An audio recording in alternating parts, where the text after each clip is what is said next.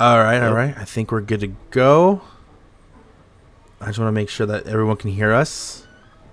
Mic check 1 2. Alan, can you hear me?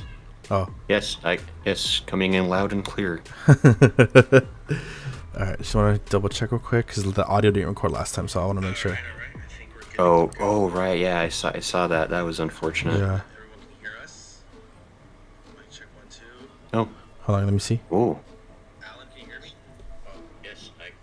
Okay, so yeah, your volume's coming out. Just wanted to double check on that one.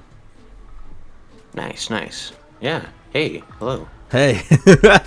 Oh my lord. We got Dr. Allen here with us, man. Let me just change my settings real quick for Twitch, and then we are golden. We can start this collab off correctly by talking about spooky things. Awesome. Awesome. Super excited about this. How's your day been? It's been good. It's been like a nice lazy Saturday to make up for a crazy hectic week, but now we get to talk spooky stuff. Hell It's yeah. always fun. That's the best. How are you doing? I am doing well. Haven't slept because I was like, who needs sleep when you are, you know, already awake? Yeah. Well, yeah, I guess that works. Okay. Oh wow, you've been didn't Yeah. realize you've been streaming nonstop all day. I saw you were playing Pokemon earlier. I didn't realize you've just kept going since then. Oh yeah. No, I decided to. I made it a horrible decision to go. Like, you know what? I haven't streamed all week. I've been out because of sicknesses and stuff and infections. So I was Right. like, I'm gonna stream Pokemon. Then I was gonna stream Genshin, but then Genshin takes fucking forever to update. So I was like, I'm just gonna play some Fortnite and wait until the collab. Yeah, there you go. That's here we are right now. Hey, yeah, sweet. All right, all right. So introduce yourself to everybody. Let them know who you are, and then we'll jump right into the collab. Yeah, can do. I am Grayson Allen, paranormal researcher. I feel I should clarify. You've been calling me Dr. Allen. Yeah. Uh, for legal reasons, I do have to disclaim that I was a correspondence course. Oh, Not a legal doctor in most states, but a doctor for the paranormal creatures and others. yeah, sure. I sent him my $20 and they mailed a diploma, so it's all above board. And that's good enough. That's all we really need in this world. Yeah. But Oh my yeah, lord. just a big fan of the paranormal, the weird stuff. I don't know, been way into it ever since I was a kid. Ever since those dumb ghost hunting shows started exploding everywhere on TV. What was your favorite one? I'm curious. Oh geez, I mean the one I probably watched the most was Ghost Adventures. Really? Just the one with like Zach Bagans is like overly dramatic intros about how everything's a Oh, demon and stuff. yeah. And I remember the one where he's always like hurt or something always like attacks them. Yeah, he's always getting like flung into walls or like being like possessed by things. I watched that. He had that documentary a couple years ago where apparently like the ghosts gave him some kind of like weird permanent double vision condition. It's a real condition, and I guess he has like wear glasses for it now. I don't know. Like, Interesting.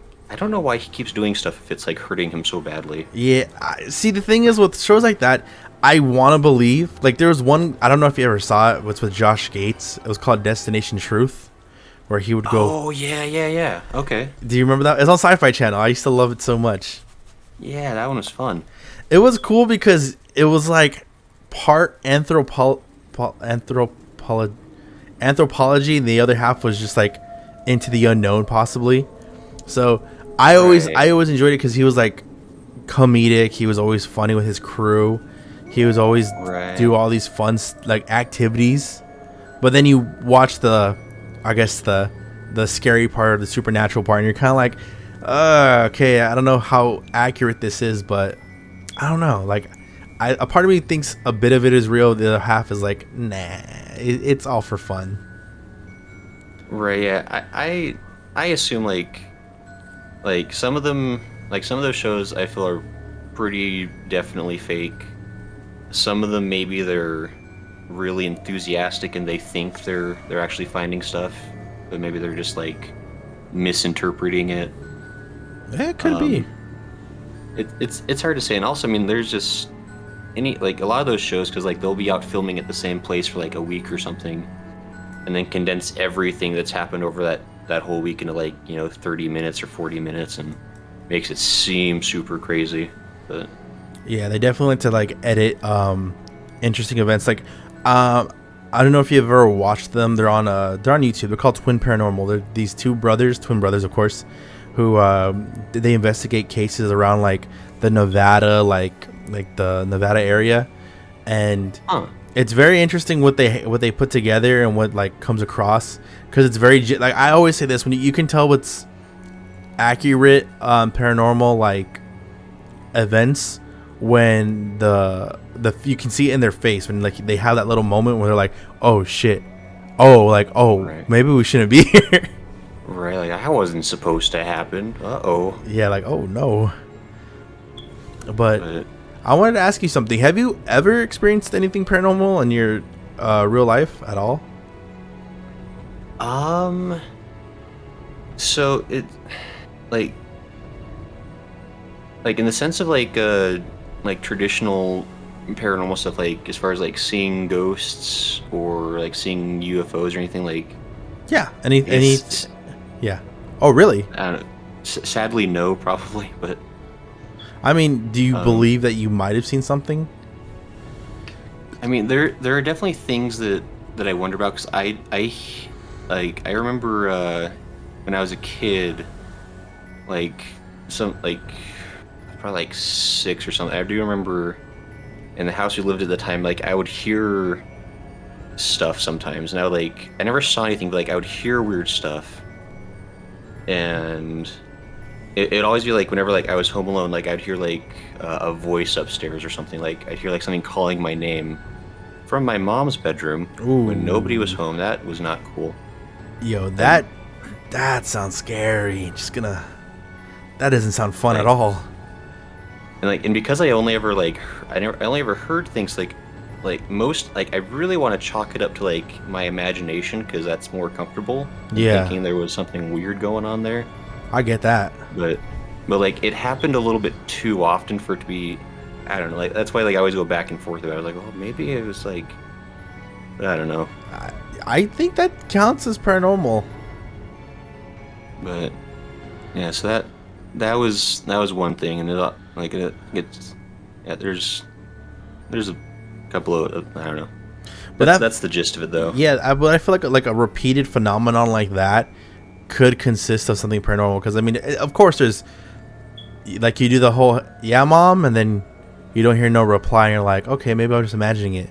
But if you heard it like if you heard it like more than like 3 times, and like just alone, I don't know. That's a little spooky if you ask me. Yeah, and it was always the few, like, I don't know, it was probably like maybe like less than a dozen times, but it was always like it was like some voice coming out of my parents' like my mom's room, and it was always like hey Gray, come up here, and kind of a thing, like open the door It's and there's getting like nothing in there, scared. like, yeah, so that was a nope for me. I'd run out to the backyard and stay there till somebody got home, but Oh my lord, see. I actually did grow up in a haunted house.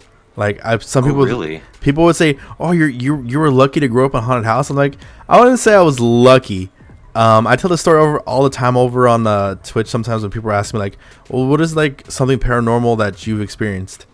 My entire so I grew up in a generational house.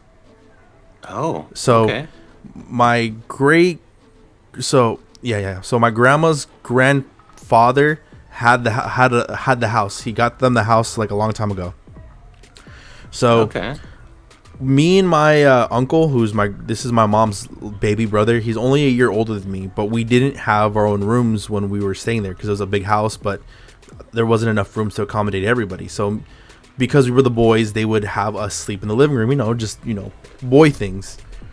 Yeah, sure. And the living room was right next to the kitchen, and at night you could hear the chairs being pulled, and they always chalked it up to us just doing it at late at night, just being, rowdy kids going for midnight snacks, until one night Okay. one night I heard the chairs being pulled, and I heard them being pulled, not my aunts or my grandma's sisters. So I was like, wait a minute. I remember saying, Thea, are you there? And no one answered me. And I remember getting up to see who was in the kitchen, and there was no one there. And it's one of those moments when you're waking up out of sleep, and you're still kind of like trying to put it together. And then like that feeling of just being watched like came over me when I turned off the light in the kitchen, and I was like, fuck this. And I going back to the living room, but there was so many different things that had happened in that house. Like you could see a shadow peeking. You know what a shadow person is, right? Yeah, of course. You would see a shadow person peek from the hallway.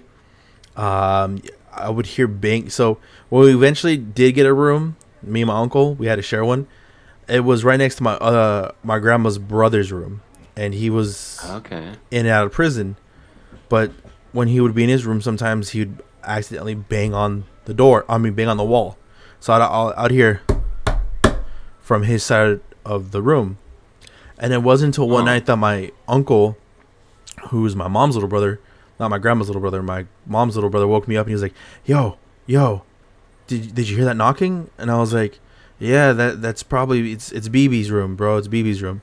And then he was like, "No, bro, BB's locked up."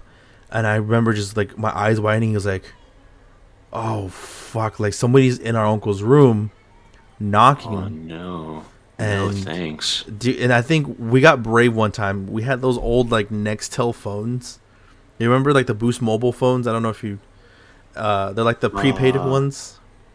Oh, sure, like those like kind of like little like cheapy like flip phones. Yeah. I think. Okay, yeah. We I think I had one as a kid. We put the recorder on, and I remember I slid it under the door one night. Just yeah, I got brave, man. I got brave. I slipped it under the door, and I remember remembering it. I was like, bro, we gotta get the phone. We gotta get the phone from under the thing. So we got it because we slid it under his door, and we heard it was around 1 to 2 in the morning. You could hear voices, like some like voices in that room.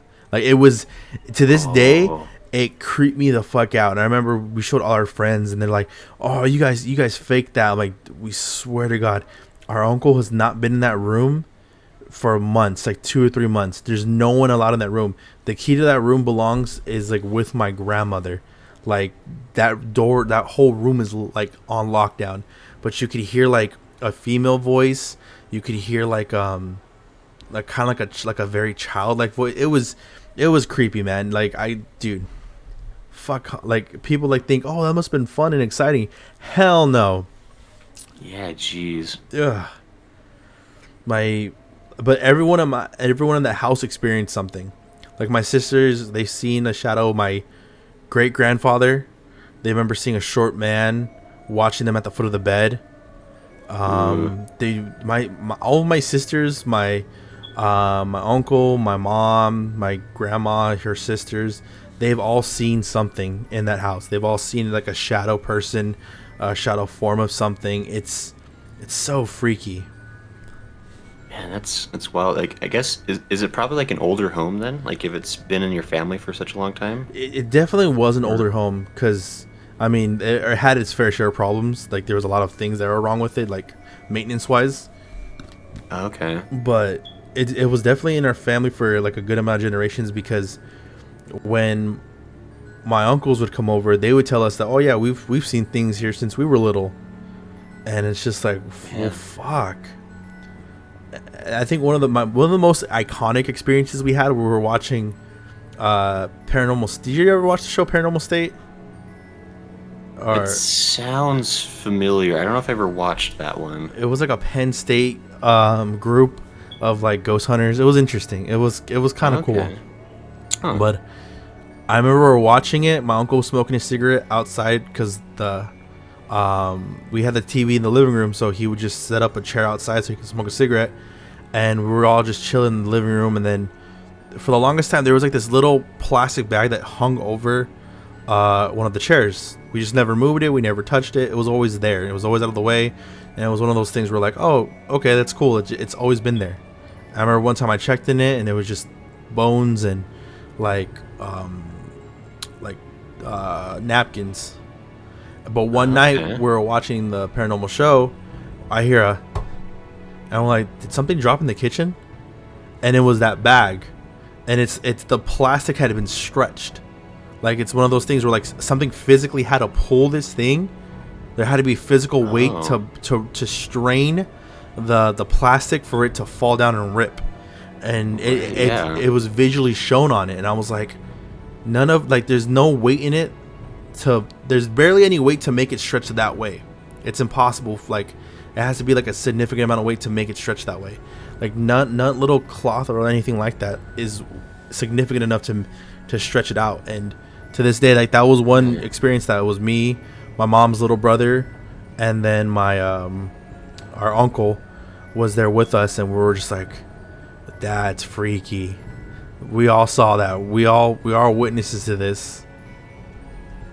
Yeah, that's weird. That kind of like makes it like it's like a whole other level of like the difference between like when you see things, like maybe hear things, to like there's like stuff being like physically changed, like something else is like interacting with your home, like I think from what I was able to gather, like especially now as an adult, was that there's always been negative energy in that house. Like prior to me moving in when I was younger, like I moved in at 9. We didn't leave that house until I was like 14, 15. But okay. Negative, like we've had to cleanse that house multiple times because of the amount of negative energy that just stayed. Like it was like a hot spot because of so much like things that had happened generation wise. I'm not gonna get into it, but there's a lot of negative stuff in my family that literally can help feed into that type of pit. Okay. Our whole house basically was like a hot spot for like negative energy, so it was always attracting negative spirits. And I think it's of course there were good spirits, of course, my family and my ancestors, but there was also there was always negative entities around, and you could feel it sometimes, especially at night when your fear was at the heightened to the most. And I know a lot of people say oh, you're probably playing tricks on yourself with your imagination, but it's hard to imagine when you have eyes staring at you, like you feel it, like your hair in the back of the neck is standing up for no reason at all, just randomly, like it's your animal instincts telling you run, hide, play dead, do something. Oh man, yeah, that's oof. Yeah. What a way to start it with a creepy story. Yeah, that's no fun, but I mean that's really interesting. And I love hearing other people's experiences. Like it's always it's so interesting. Like everybody, it's always there's everybody has their own unique experiences, but there's always there's kind of a what's the word, common kind of themes to it, right? Yeah, there's always a common ground. There's always something you can kind of connect to other experiences that are very similar. Right. Yeah, and it really makes you think there's gotta be something here. There's something going on. Millions of people are experiencing very similar, very weird things.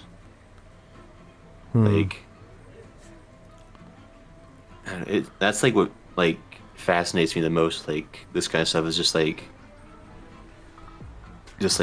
don't know, trying to pin down I don't know, with the causality, right? You're trying to pin down what is it, why is this, why do these things happen, or something like that. Right. Yeah.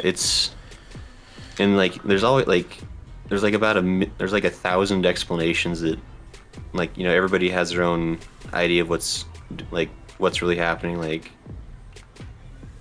Obviously there's no real way to know, since we're on this side. Yeah. Supposing it is coming from the other side. wherever that may be. From what I've kind of like understood is like everybody has energy, like no matter what it is, like ghosts feed off of energy, ghosts or spirits, just say spirits in general.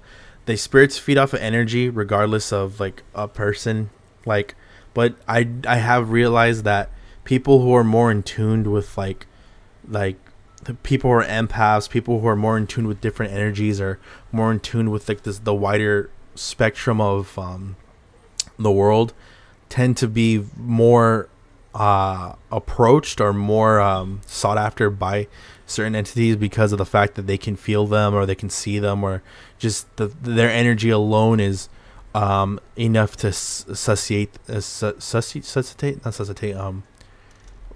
Like satiate? Satiate. There you go. That's what I'm looking for.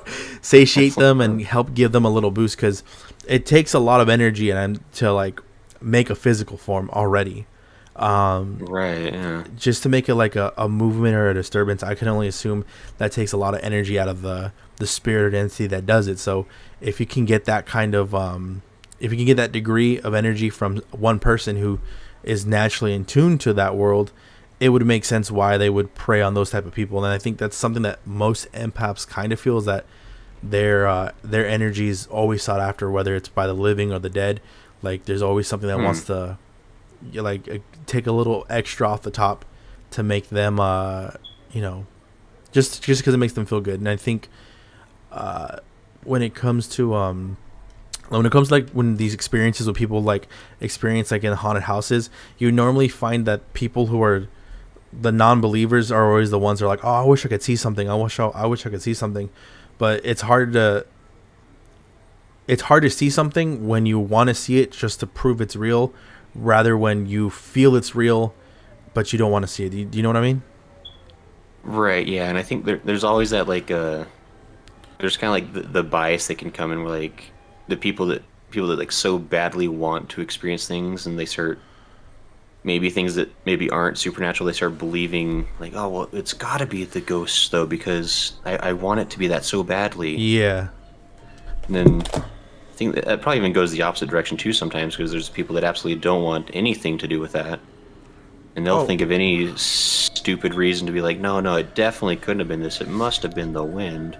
Yeah, I think there are people who don't know how to be open in that aspect, where they don't know how to respect spirits. And I think that's the big thing, is when you kind of go in with an agenda, when you kind of go in with like not an open mind, but with like a plan or like a set thing you're trying to get accomplished, you really don't get to you probably don't really get into the spirit sense or the spiritual awareness, because you're forcing something that usually has to happen naturally, usually through concentration, usually through relaxation. Some people do it through hallucinogens or drugs. Like it's something that like it really has to take your like the brain out of a certain state of mind for you to just kind of tip over into that world. That people who really want to see those things are like, I would kill to see that, I really want to see that, and they kind of just do too much, that that energy just really like it basically makes like a big cover for it. They'll never be able to see what other people could see, because their focus isn't so much of being open, it's just I want to prove it's either real or I want to prove it's fake. And that's like mostly why a lot of those people who are skeptics never really see anything, is because that energy pushes everything else away. Right. I could definitely see how that could like affect that for sure. Oh, most definitely. But again, I mean, like I said, my family is the type of people who've somewhat always seen paranormal things and have been like, now I wouldn't say chased, but like been attached to certain things. Like I remember my mom's older brother would tell us, like one day he saw like this kid, and he remembers that the kid was missing for a long time. He was like, oh yeah, it's that one kid. And he remembers that kid following home when he recognized him. And he remembers crying to my grandma saying, Mom, look, the kid followed me home. The kid on the sign followed me home. And my grandma's looking out. She goes, what are you talking about? But there's a kid out there, Mom. There's a kid out there. It's the kid from the sign. And then she kind of remembers. She sees it. My grandma said she saw a glimpse of probably what he might have seen, but it disappeared. and it's one of those situations where like Weird. it's like spirits have always somewhat attached themselves to my family, whether it's like the spirit of a person, the spirit of an animal. There's always been moments where like something has always been attracted to like my maternal side of the family, because that's usually where like most of all of this comes from. Like my empath abilities and everything else is usually from like that maternal side. Okay. But yeah, interesting, man. We started with a very heavy topic. Yeah. Now we're solving the spirit world. We're doing it.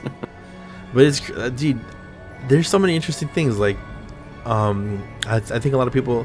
Did you ever watch a show called Ghost Science? I've never heard of that one, actually. It was an interesting one that I remember kind of watching, but it explained certain things, like why does like certain like possession in general. Possession isn't always demonic. Possession is just it's almost like trying to fit a triangle through a star-shaped hole kind of thing, where you can really damage the thing. You can really damage the toilet like that. But the way they explained it is like, imagine your soul just has a certain like, it's like putting like a supercharged battery in like a lawnmower. Okay. Like so let's just say, like, you know how there's a battery made specifically for a lawnmower? Right. When a ghost or a demon or something that's foreign tries to go in there, it's like you're supercharging it. You're just gonna blow out the motor. You're gonna blow out the entire body of the mechanism, and that's kind of how they explain like possession. Kind of that's why in possession cases, the skin starts deteriorating. A lot of the body starts rejecting. Like, I don't know if did you ever see what is that fucking movie? Not the Conjuring. Insidious 2. Oh yeah. Okay. When his body starts rotting because the soul is rejecting the body, they don't mix together. It's not made specifically for that. Okay. Yeah. So it's an idea that like the soul, it could be someone else's soul in that empty body, but it's not made for it. And because it's not made for it, it's the body's rejecting it. It's destroying itself because it knows that is not what that's not the exact output. That's a different energy source. That's not their energy source that naturally is supposed to be in there. It's like trying to force a double D battery into like double A remote. Like, it just doesn't fucking work. You're gonna break the remote if you try to like hook it up like that. Okay, yeah, that's kind of an interesting theory for that. Like, I hadn't like thought of it that way. I think when I like started like playing with that notion, it made so much sense, because that's why like in possessions, like the body starts reacting feverishly. Like, it's almost like it's a virus or like a infection is occurring in the body, which is like a spiritual infection, but the body's rejecting itself. Basically, is rejecting whatever is trying to invade it. It's like a spiritual pathogen, and that's why the body's like going into fever, going into shock. It's so interesting. I remember watching the show and it was kind of explaining that, and I was like, fuck, that kind of makes a good amount of sense. And I was like, Jesus, I guess you can put science and supernatural like things together, and it can kind of actually really do make sense. Oh yeah, and I mean, I really wish that more like legitimate scientists would like take a look at these things. And again, especially like just like because like think about that explanation just now is like that kind of fits with like a lot of like how the body works anyway. If you think about it, like when you think about like organ transplants and stuff like that, like it's so hard to get a body to reject to accept a different organ. Mm-hmm. Like so many things have to be like lined up that match perfectly, and even when it does match perfectly, they have to usually like take like precautions. There's like medications you almost always have to take for like life to like autoimmune suppressants to keep your body from attacking like the new heart or the new kidney or whatever else they've put in you. It's so interesting, man. Like, I think I was I don't know if you ever heard of this person's he's a YouTuber by the name of Roanoke Gaming. I don't know if you ever heard of him. I have not. Apparently I don't know many things. Oh, no. So this guy's cool. I actually like him. He He's a scientist. He's I think he's like in his 30s or something.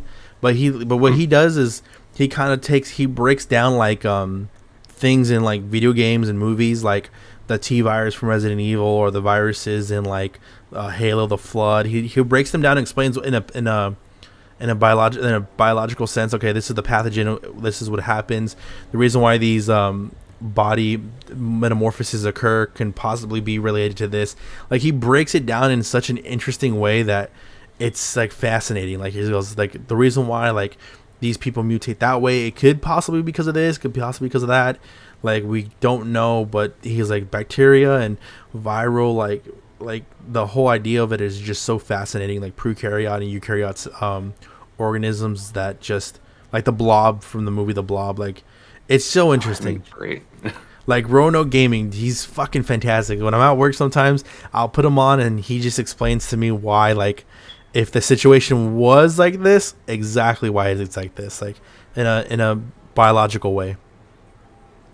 That'd be real. I'll have to check that out because that sounds like everything I wanted game theory to be, but it rarely is. Yeah. Like, I think game theory is more just like breaking it down to like I wouldn't say like a mathematical science instead of a more like going more deeper into like a cellular, like more like a biological sense. right? Yeah. 'Cause I mean, I guess to be fair, Matt Pat probably doesn't have any real degrees to back up. Well, isn't he Like, he's a neurologist, isn't he? as far as I know, the only degree he has like is in like drama theater. I could be wrong. I think he had something in neuroscience. I can't remember.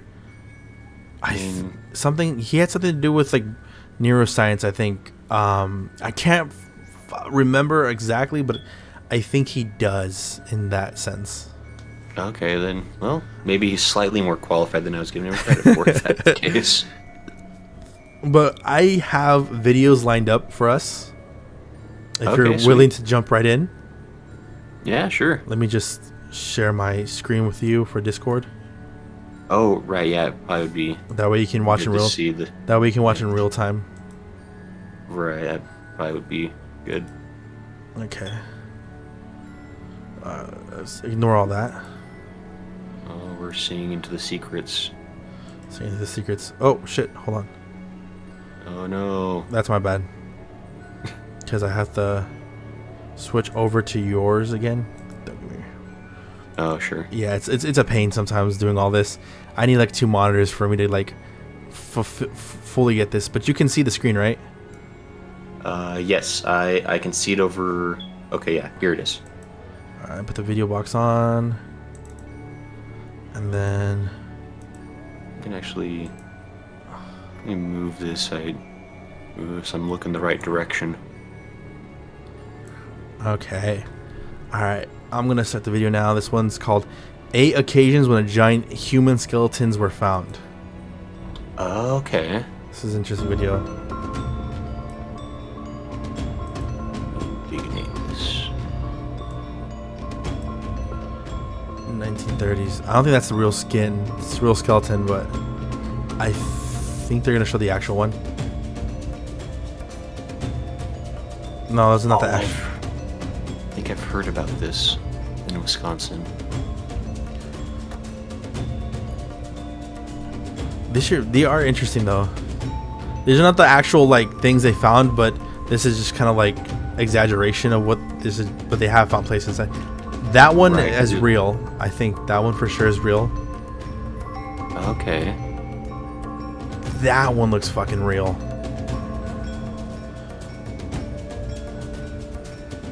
Jeez, 20 inches. Well, the head is about 20 inches.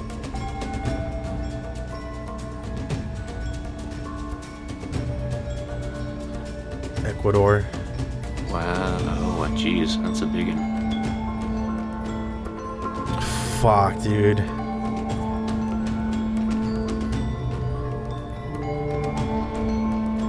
So, Man, okay. there is a Native American legend about, not a legend, but like there is a story of like these 8-foot, 7-foot cannibals fighting like a Native American village. And remember, if this was back in like 1700s. I'm assuming like the average height was like 5'4", five Right. five. Yeah. Everyone was a little bit smaller back then. Like, Imagine not quite as good fighting nutrition. some 7 foot, like 7'6", 7'7". Like already, that's like the size of the Predator from like Alien versus Right. like from Predator movies and all that. The Yaoja. Right, That's yeah. already like, that's fucking Shaq. That's a basketball player. That's a giant you're fighting. Like, I don't care Oh, what. yeah. That already just is frightening to have to do battle against. Right. Yeah. The Giants thing is actually a really fascinating thing. 'Cause I've kind of delved into it a little bit. There's a podcast I listened to called Astonishing Legends, and they did like a really deep dive. Like I think it was like 4 episodes or something. They did like on giants, Really. and they like dived in like a whole bunch of like like different like historical records and like like photographs and like finding like the origins of where the pictures were taken and stuff. Like it was like a big thing they did, and I mean it is fascinating because giants are like a pretty ubiquitous thing like in a lot of cultures. Oh, of course. I Like, think we have them in Christianity. They call them Nephilims. These Yeah, somewhat in hybrids of angels and stuff. right in the days when giants roamed the land. Or The whatever giant of the passage Kodar is. from Vermin Yeah. Worm. Is it giant of Kandar? That sounds familiar.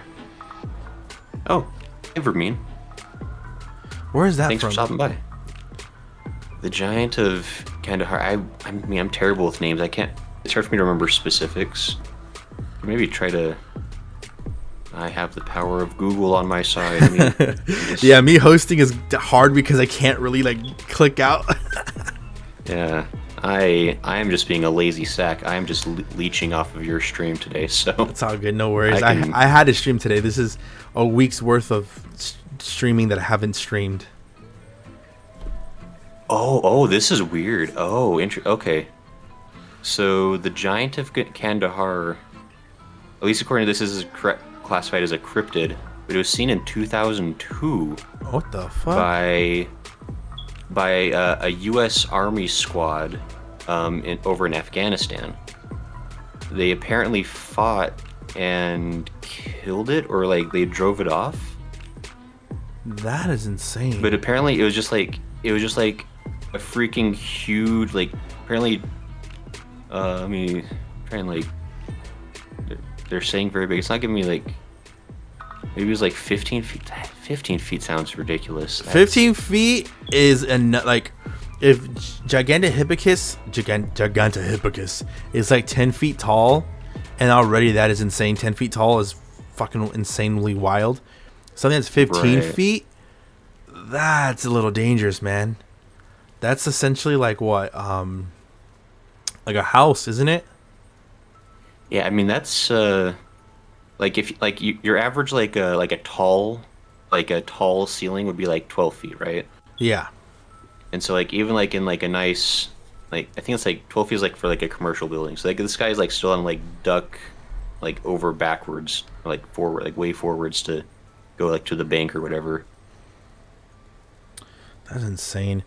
There's Yeah, I forgot what Native Americans region it is, but there is like there was evidence. It's like a giant grave, like grave of giants, like Oh yeah. where they couldn't beat them, so they trapped them in the cave and they smoked them out. They suffocated them. But my Yeah. thinking was, because it took. I will say this, when it comes to men, like just in general, like regular men, they will go above and beyond to get the victory. And I always thought this. I think some people might be descended from giants, because I mean, let's say a giant is like 7 foot tall. So let's say a teenage age giant is like 6'6", 6'4", mating with a woman who's like 5'4", 5'2". It wouldn't be impossible to think that those kind of bloodlines can mix together, and like that's what I used to think. What happened to giants was like some of us might be descended from them, because you gotta crossbreed them. Like that's why Right, I mean- people have the ability to grow tall, but they've never been absolute tall, and then randomly in their genetic code, they just become like 6'6", 6'4". Right. Yeah. I mean, and there are like because like the DNA tests are getting so good now they actually have been able to they can go into people's DNA and they can see like because obviously like humans are it's the Homo sapien, right? Yeah. But they've been able to go into people's DNA and they've been able to find DNA traces of like Neanderthal Do you think and that's like what other giant would like come across as under Neanderthal, kind of like early human, because they can't really like fine tune it? right, yeah. I mean and there's a few other categories like because like whatever 20, 30,000 years ago more that there's like the kind of things like things were starting to like it was actually probably way longer back than what I'm thinking. But like when all those like different descendants were like all the different like, cousins of humanity they're like were around at the same time as us.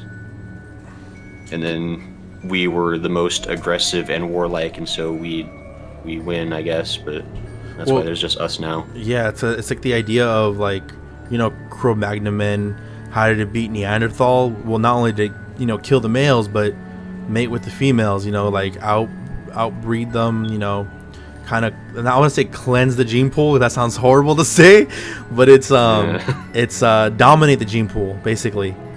Right. And I could kind of see that happening with it's a scary thing to say, but I can see men killing these giant men, like regular sized men, or at the time regular average sized men, killing these giants and possibly mating with the smaller or the younger looking female giants, or maybe vice versa, maybe the giants mating with women that they would capture, thus making like Right. a small giants, kind of like how Loki is in like the Avengers movies. He's not necessarily like 10 feet tall or like 12 feet tall. He's literally like what, 5'10", 5'9".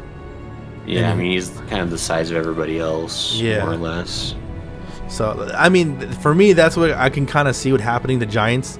Like if we didn't kill all of them, we definitely like cleanse the gene pool by breeding that hugeness out of them almost.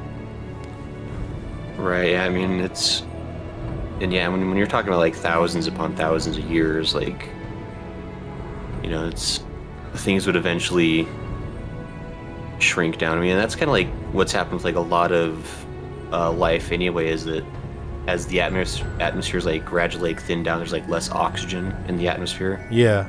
Like life is just like naturally kind of shrunk for the most part.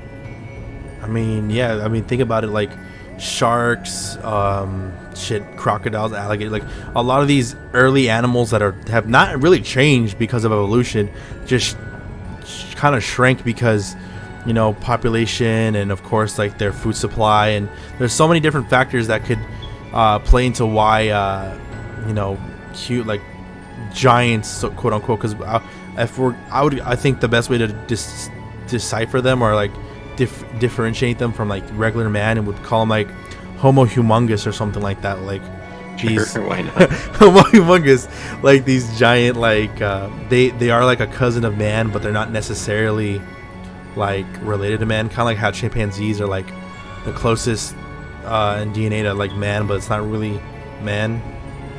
Right, yeah, like it's like even with as close as it is, like it's still, I mean, physically quite different, obviously. Yeah.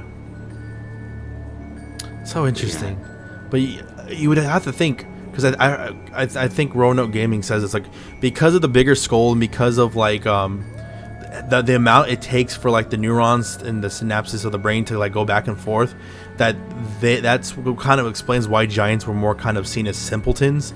It's not always the bigger skull, the bigger brain. Sometimes it's now because it's a bigger skull, it takes a lot longer for like the pathways to like communicate with each other, which can kind of explain why giants were kind of more like primitive and more like kind of Neanderthal-y in a sense. Right.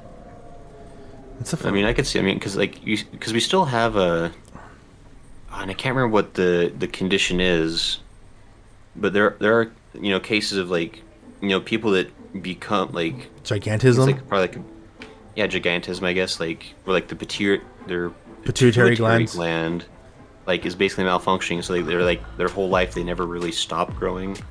It's Like insane. Andre the Giant is like a really famous example of that, where like, but Yeah, like the problem is like after you get like to a certain size, like you really do start having health problems, like yeah. Dude, because it becomes the body can't really support the weight kind of thing. Where like it's only a matter of time before like everything comes crashing down.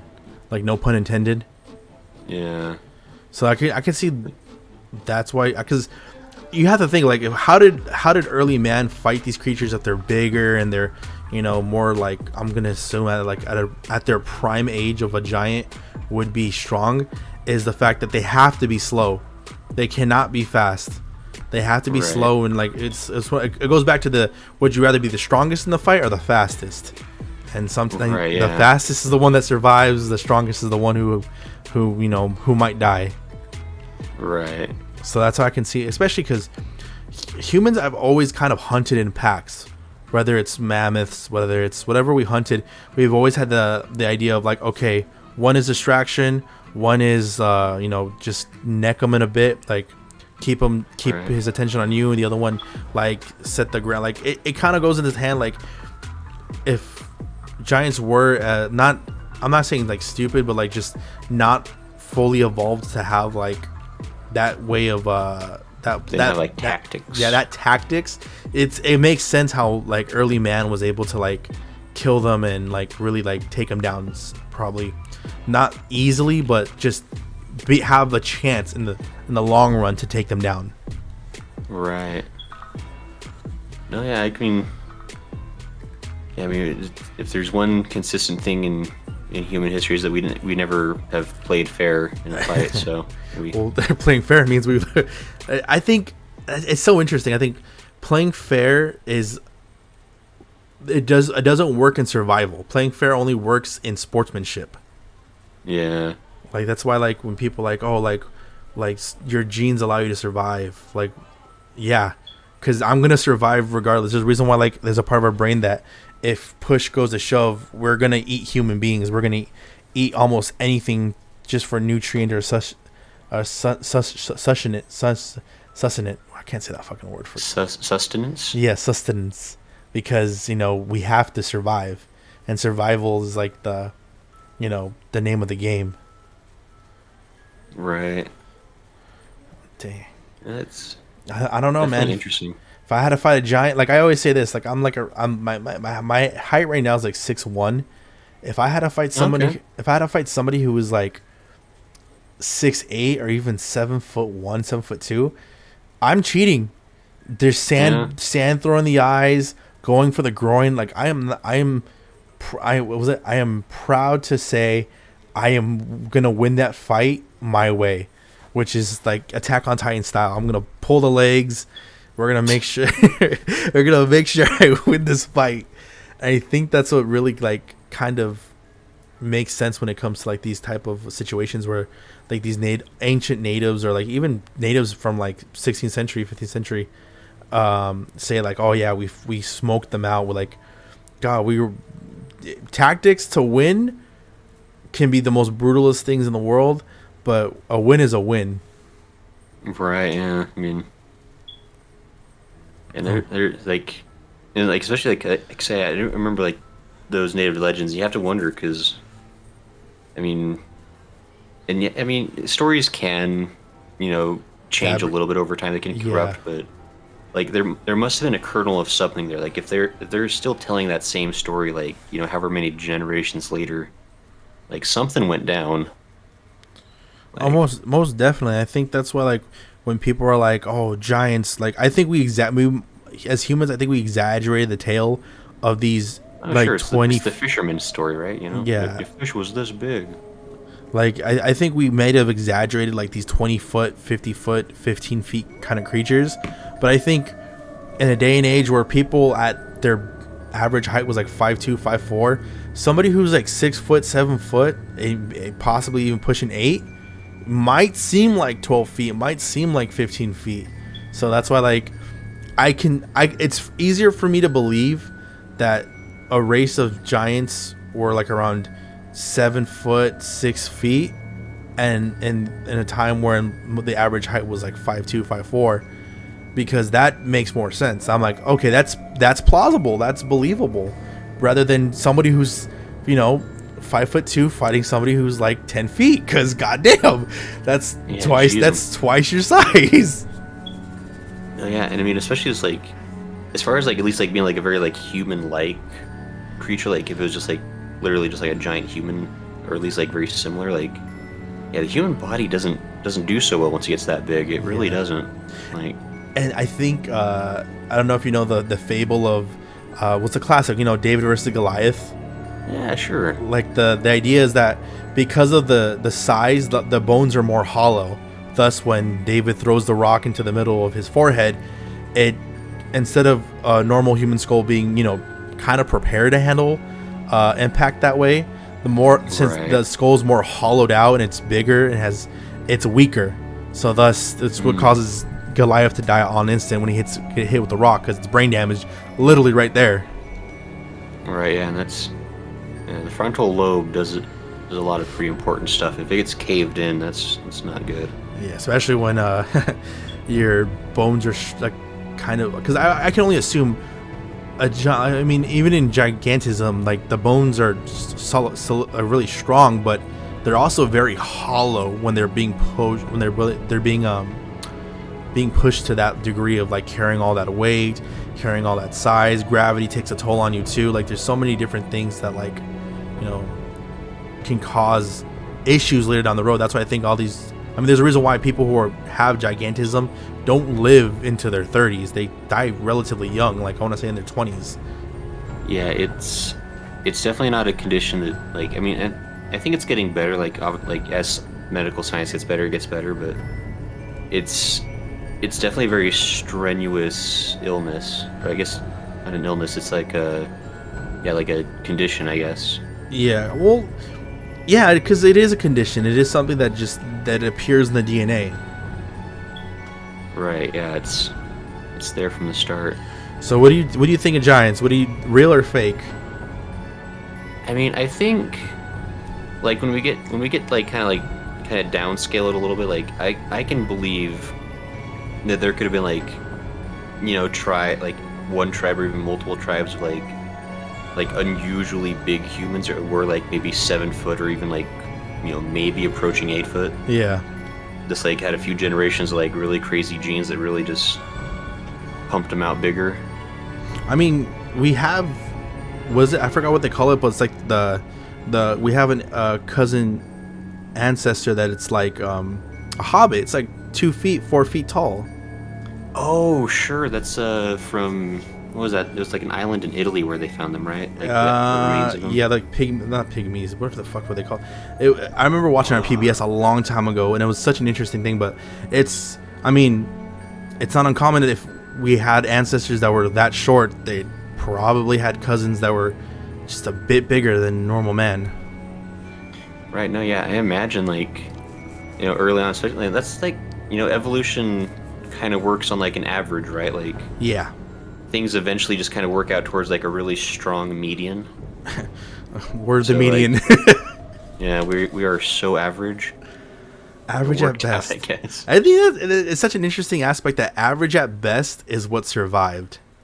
Isn't that crazy? C pluses or C grades are why humanity has been able to just prosper through all these different like variations of whether being big, whether being small, whether our skulls, being more ape-like, whether we're like our hair being more hairy, but Neanderthal like. It is insane.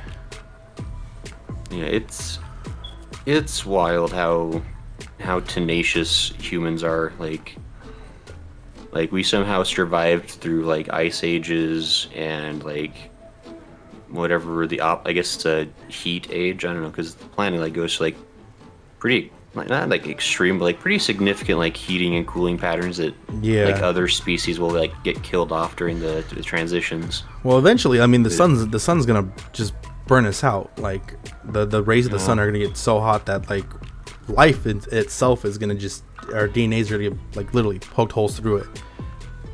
Right. Yeah. I mean that's hopefully a long way off unless we That's like really billions. start burning through that ozone quicker. But Look at billions. All right, I got another topic I want to talk about. When we talked about giants, that's plausible. We're able to kind of explain that, especially through evolution and stuff. It's probably not impossible for there to have been a homo homungus or something like that was just a bit bigger than normal man. right. But Right. Sure. I'm going to throw a little caveat now. I'm going to throw a little. We're going into a little bit more of a narrative. What do you think about dogmen? Dogmen are fascinating to me. This is that famous. I don't know if you've ever seen this video, but it's a famous video of them catching this on the Texas Zoo. Really bizarre thing that we said could be Matt in a costume, but it's time to talk about Stranger Things right now. Yes, let's do that. Not the HBO, or I'm sorry, the Netflix hit series. Not that Stranger Thing, another one. Yeah, a photo actually, and it comes from Amarillo, the zoo in Texas. Was there audio with Some this, or sort was of it just the creature, video? Matt wins or not. Can you hear it? Uh, There is some audio. But I guess the picture is all we really need of it. But like, right. just this Ooh. dog-like, this beast-like creature. To me, it's hard to tell what it is because, I mean, look at it. Like I said, someone Right. could be wearing a costume. We're really not Yeah, sure. I guess. But this picture was Did they say captured like what outside kind of a barbed camera this was fence. caught on? Was this like The some city of like a Amarillo security posted footage a thing? thing on Or? Facebook and asked CCTV, I people think. Like if black and they could white. help Okay, identify CCTV. it. Yeah. Now, thousands have responded. Okay, so that and the implies that creature's there being was- dubbed the unidentified Amarillo object. Okay. It has a canine appearance. Like, I Yeah, can... I can't. Like, is it like looking at the camera? I think am it's seeing that right. It's kind of like walking to the side. I don't think it notices the camera too much. I feel like Okay. yeah. It's such an interesting. Vermine. Could be a werewolf. Vermine, it could be a werewolf. But the thing is, I think when it comes to like lichenism, I guess what would you like werewolf? Like lycanthropy. Lycanthropy is more like a. It's kind of like a flu. It's a disease. It's more like a. It's kind of more similar to like a zombie like virus where it's just like you get infected. Like, did you ever watch Underworld?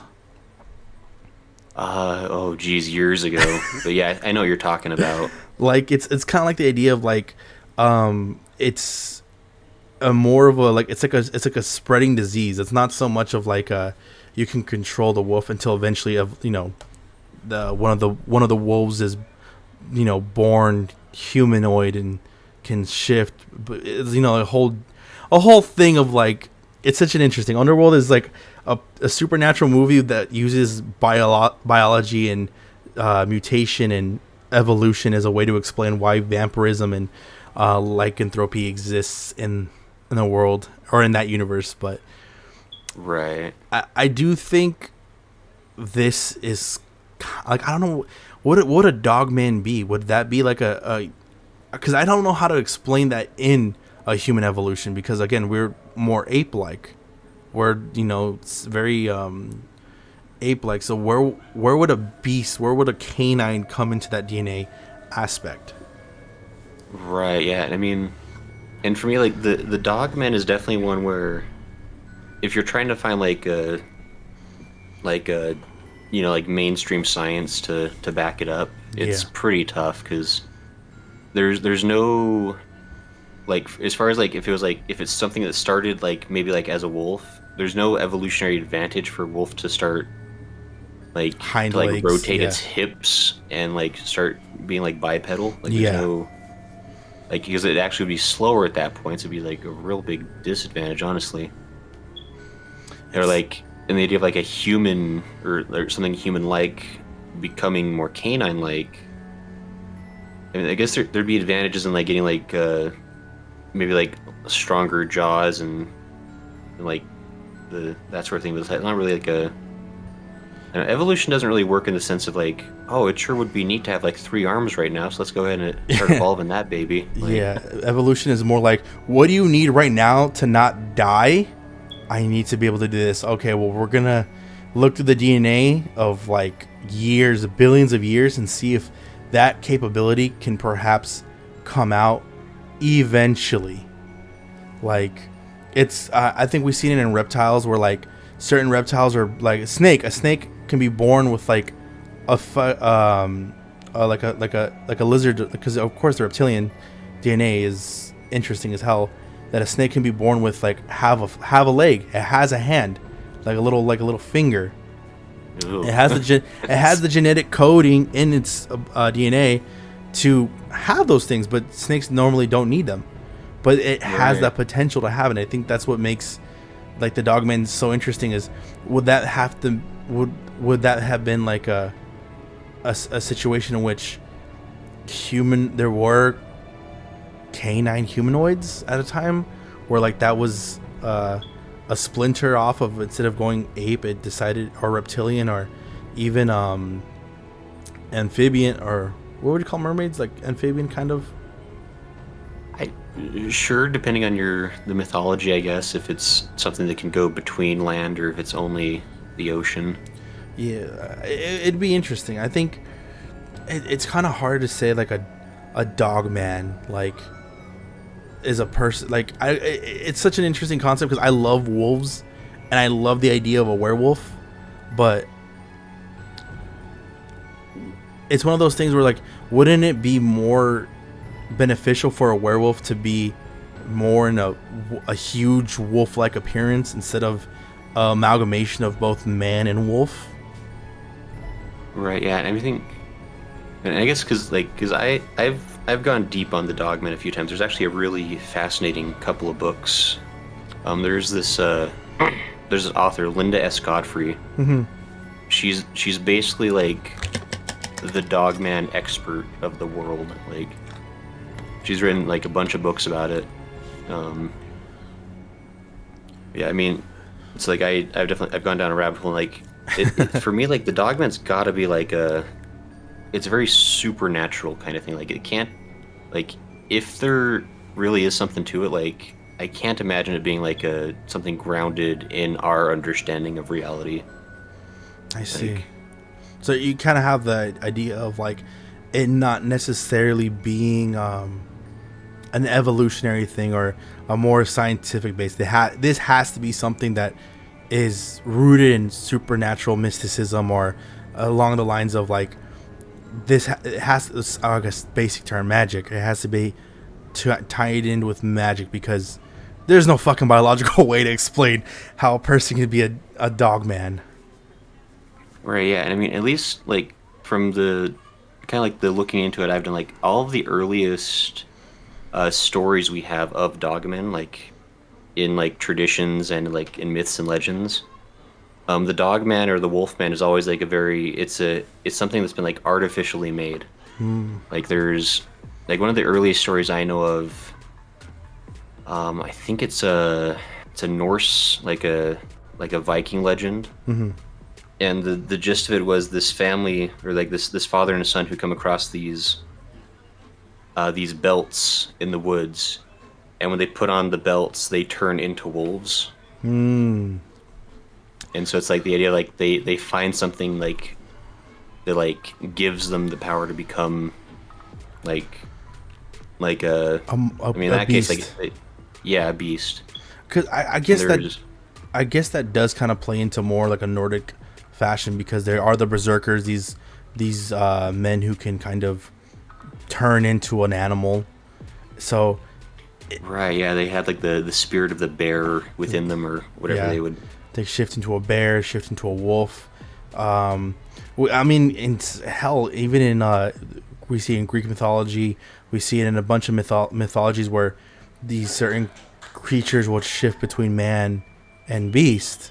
And I mean, most of the time, I think we could take it as a metaphorical shift, but there might be a situation in which it can be a magical thing. And I think to kind of discuss this into a more magical realm, it's the idea of the Nadalalushi, the skinwalkers, these beings who I don't know if you ever watched Vampire Diaries. Did you ever watch Vampire Diaries? No, I took a pass on that one. But They kind of mixed the Skinwalker story with the werewolf story, which is in Skinwalker mythology. In order to become a Skinwalker, you have to take a life. You have to commit the ultimate sin. And in a lot of Native American folklore, in order to become a monster, you have to do the most inhumane things. And of course, in nature, what is the most inhumane thing? It's murder. Murder of your own brother, murder of your own blood. See the difference between I guess it's not really a good and evil thing. It's a nature versus the unnatural. So in the natural world, humans hunt animals and animals hunt humans. It's the natural order to survive. But for human to hunt human, it's seen as unnatural because you don't need to hunt human. You hunt animal. We have we have this symbiotic bond of just back and forth. Like you eat my people, sometimes I eat your people, but we take the resources and we do what we can. But to turn that on your own people, it spits in nature's face. And I think in Vampire Diaries basically saying in order the werewolf gene exists in men, but in order for it to trigger, they need to commit murder. They have to commit the unnatural law. And in Native American folklore, especially in Navajo folklore, a Skinwalker is a evil shaman or someone who desires power. So what they do is they kill either someone they love, they kill their brother, they kill a family member, and that it's kind of like the rooted in blood magic. During that, they take the form of the animal they wish to be. They could take the form of an eagle, an owl, a wolf, a coyote. But there's also the idea that because it's rooted in blood magic, which is a darker, very, it's a very, it's just a very unnatural magic. Their body becomes unnatural. That's why they have the ideas of the Skinwalker being like this very like elongated, like very like disgusting looking form. It's because eventually that is the curse that comes with it, or that type of power. That is the curse that comes with it.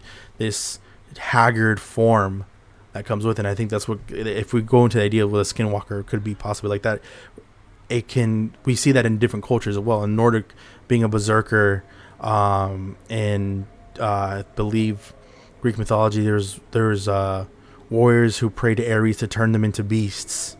Like we can kind of really see that in different mythologies where, like, by making this ultimate horrible sacrifice, we become a beast in itself. We become an unnatural creature in the world, and we're almost unstoppable, and we lose ourselves, and we become nightmare itself. We become this nightmare fuel for parents to tell their children. Right. That's kind of, I can kind of see that being in a sense of a dogman is somebody who's fallen into that realm of just becoming amalgamation form, is because that's what ends up happening to skinwalkers eventually, is they no longer can retain human form, but they can no longer take the true animal form. They become an amalgamation of both. That's like they can never blend in nature again. Now they're forever stained with being an abomination of both. Right. So I can. Yeah, that's no, sorry. Oh no, what were you gonna say? I was gonna say, like, it's a very common, like, kind of trope with like, I mean, with like the dogman obviously, but then like any kind of like shape shifting, is there's always this thing of like it's never quite perfect. Like, yeah. Like when you look at a dogman, you're not gonna be like, oh yeah, that's just a doggy, like, or like that's just like a hairy guy with a beard or something. Like, you're like, no, something went wrong there. Like it's very like in between, like Hermione and the whichever Harry Potter it was, when she drinks the Polyjuice potion that has the cat hair. Yeah. Yeah, it's like something went wrong somewhere. And it always seems to be like the case with these I can definitely see that in that kind of sense where like possibly someone gets trapped in this form where they're forever looked like this wolf-like creature, wolf-like beast. But what really kind of makes me go, okay, maybe perhaps that's not really it, because they say there's packs of dogmen together. Like, so Right. I had, I guess another way to kind of tie it in, and this might be more fun for you, is could the Dogman possibly be an alien race? Could that possibly be like a species of, extra dimensional creatures? That's not interdimensional, but extra dimensional, like beyond like a certain space in space that kind of cross over. I mean, yeah. If we want to go into like, you know, beyond the stars or like beyond our dimension, like, I mean, everything's on the table at that point. Like, there are no rules. But and that is, Yeah. but I mean, I guess like speaking of like the at least like dimensional, I could almost believe it. Because have you you've probably heard of like Skinwalker Ranch, right? Yeah, in Utah, I think, right? Yeah, I actually don't live terribly far from there, and I someday want to visit that place. I really Good luck. like that place. Yeah, they do occasional tours. I'm trying to like wait for one, but Yeah, no. yeah. Anyway, but just like the idea, like there's these places where like I guess like Paranormal phenomena. yeah, just like the veil is thinner or something, and like just like weird stuff is just going off all the time. I think it's Like- interesting because like you always hear it that it's never just one thing. It's never just they're like, oh yeah, we spot UFOs there, we spot this and that. It's like, why are they all intertwined together? Like it's such an interesting thing. Like why is why is it all intertwined? And I kind of like I always revert back to the whole Marvel lore, kind of, because it kind of explains it. Like there are possibly dimensions in which creatures like this exist, so you could technically call them alien, but they're not really from outer space, because space, you're looking up to the sky. Sometimes space can just space really is just a different frequency in which we're perceiving reality. We can just be overlaid on top of each other, but because the frequencies are so different, we don't notice each other or not. But there are certain areas in which are fine-tuned to one frequency, and we cross over. Right. Yeah. I mean, it's like the way your radio will sometimes just like when you're driving, you'll suddenly just like pick up like a random like different signal. Like you'll like it's like you hear like how like people like pick up like baby monitors, or like they'll pick up like some random guy's like ham radio frequency, and like Yeah. you just like hit like this like weird sweet spot where you just like connect with something you shouldn't have been able to connect with. Exactly. Kind of like Stranger Things, like the Upside Down. It's a space that exists basically overlaid on top of our natural world. Right. Yeah. It's like basically our world, but like it's like a version of the world that's like went very different, I guess. Yeah, a different evolution aspect, because I mean, for God's sakes, the Upside Down literally just exists of these reptilian-like, amphibian-like creatures, like the Demogorgons, the dogs, the bats. These are very much like a species of creature that are very similar to what we have in our world, but they're just a little bit different. Right. But I like that idea with kind of comparing it to that, because if we see these kind of creatures like the Dogmen who move in packs, move like this, it's a little too intelligent. It's a little too intelligent just to be like, oh, is this a pack of werewolves? But could it possibly be like, could werewolves possibly be like a type of creature that exists kind of like on did you ever watch Ben 10? Oh yeah, sure. But there's a whole space in the galaxy where that's where like the horror monsters we know today come from. It's like those are why Frankenstein monsters, werewolves, vampires, and all that, they all come from, or mummies, they all come from a certain region of the galaxy that just exists that style way, and they cross over. Huh. Okay. Because to me that's a more elaborate way of explaining like werewolves and stuff, because we can say like, oh, well, werewolf is like a disease, or they're probably given the power, but for like a pack of them to exist, does that mean like they can spread the power like that with like magic? It's like a magical disease, or is this just something that like are they already exist? Because for when I see dogmen or when I hear about dogmen encounters, it almost sounds like it's a cross between an actual animal that has human sentience.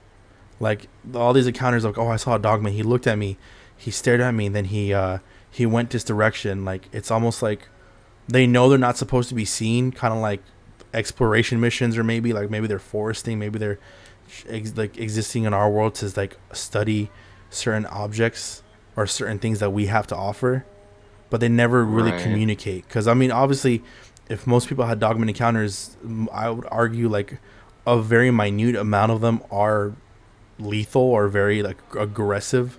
Most of them are very much like, oh, I saw the dogman, and as quickly as I saw him, he leaped away. Right, yeah, like a lot, like, and yeah, there's like a lot of reports are like that, was like the whole thing like lasts like 10 seconds or less. Yeah. But then, I mean, and there's so many of them, and there's such a strong consistency to like the kind of report. Yeah. Oh, you do occasionally get like really fun ones that are a little different. Like I think my favorite dogman encounter I've ever like seen, like heard of, was this woman that was like driving down the road, and she claims that by a bus stop there was like it's like out like in like kind of like in a small town or something, like out by a bus stop in the middle of the night. Mm-hmm. There were like 4 or 5 of them like hanging around wearing jeans, and they were like smoking like cigarettes or something.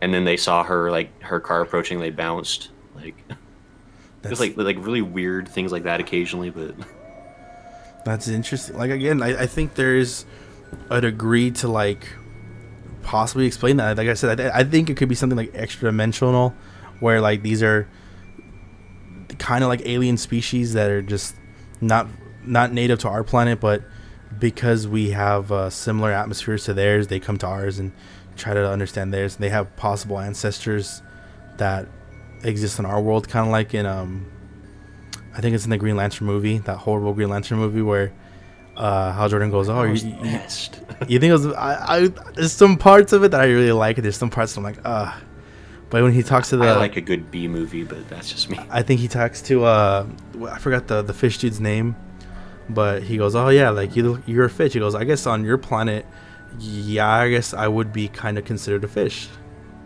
And it's the idea of like, what if that's how it kind of works? Like, you know, that we have wolves on our planet, but there's another planet that they're more like canine sapiens. You know what I mean? Like there's smart canine people, a canine race of people. Again, that's just a fun way to like think about like a werewolf, because I don't think anybody ever actually really thinks about it as like, could they be aliens? Like, I think that's just a fun way to kind of like dive into like the dogman lore, or even the werewolf lore a bit. Oh no, I mean, especially like, because I mean, we live in an infinite universe. Like if you, if you think about like to a certain extent, like pretty much anything could be happening anywhere at any time. True. Just like the sheer odds of it is like, yeah, there's probably, I mean, I guess maybe not probably, but like there's a chance for anything to be real, somewhere. Definitely, the whole multiverse theory of like, if it can there's a possibility it can exist. Right. So dogman, real or what do you think? I mean, I don't like. This is another one like, I feel like less plausible, but at the same time like I don't want to say like impossible. Like I never want to say like definitely fake. Yeah. This one's just harder to kind of ground in biology or science, because it's a dog man. It's not like the Bigfoot where you can kind of go like, maybe it's an ancient ancestor of man because it's ape like, but this is canine like. It's kind of like, oh, okay, how do we bridge that gap? Yeah, it's a real stretch if you're trying to like look at this like with conventional things. Lenses. So it's It's like, I mean, it's really arrogant to think that our current understanding of science and biology is 100% accurate. Yeah. Like we're learning new things all the time, and we're changing our perspectives on things all the time. So I mean, maybe. I'd say there could be a species that exists in a dimension in which they're like men, but they're dogs. They're dog men. That's the best way I can rationalize like these packs of like dog men hanging by creeks, moving in a certain way. Is like they could be either stranded, they could be an inspection team, they could just be slowly investigating. I don't know what they'd be investigating. Maybe there's something on our planet that we might take as for granted, that they were like, dude, this is like gold to us, or there's like diamonds to us. Like, right, yeah. We really need to like, salvage this as much as we can without our presence being known. That's the way I rationalize it. No, sure. I mean, and it might not even be like an intentional thing. Like it could be like a one-way mirror kind of thing, where like maybe like we're kind of like taking a peek into like their side of like our version of Earth or something. So like we see them for a second, which could explain like sometimes like why there seems like very little interaction, like in terms of like they're just like doing their thing and they don't seem to necessarily realize they've been spotted. Like the one that camera didn't seem to really be aware of what was occurring off the side of it there. Yeah, though most definitely. But I don't know. Next video we have is your video from the Pentagon releases the UFO one. I've never seen this, and I'm really excited to see this. Oh yeah, this is. Yeah, I think I sent you a couple versions. I don't know which one you want to. I got the one that you had sent recently, like not the first one, but the latest one. Okay, yeah, that one's probably easier to understand since they subtitled the pilots.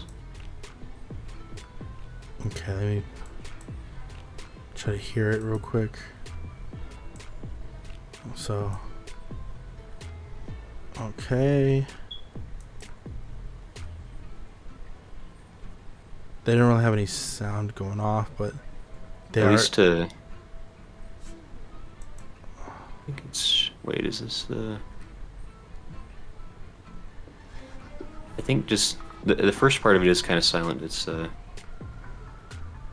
tracking this thing moving at like hundreds of miles an hour. Yeah. So explain to me what we're seeing here. So this is a Navy pilot just recording what he's seeing on his radar, or. Yeah. So the gist of it was this happened back in 2004. This particular recording. Mm-hmm. And what had been happening over a period of about 3 weeks, I can't remember which base exactly. It was on the coast of California. But for about 3 weeks or so, they like their base had been getting like these like radar pings of like something unknown like flying over the ocean nearby, like maybe like 20 or something miles off the coast. And so they kept doing this thing where like they get the pings. It was like, there's a whole fleet of them. Look on the ASA. I can hear it. Oh my gosh. They're all going against the wind. The wind's 120 knots from the west. Look at that thing, dude. Alright, I got the subtitles on. yeah, this actually might be the other one that had the subtitles, and maybe I sent the links backwards. That's not our LNS though, is it? It's not. That is the LNS, dude. Well, if there's like look at that thing. It's rotating.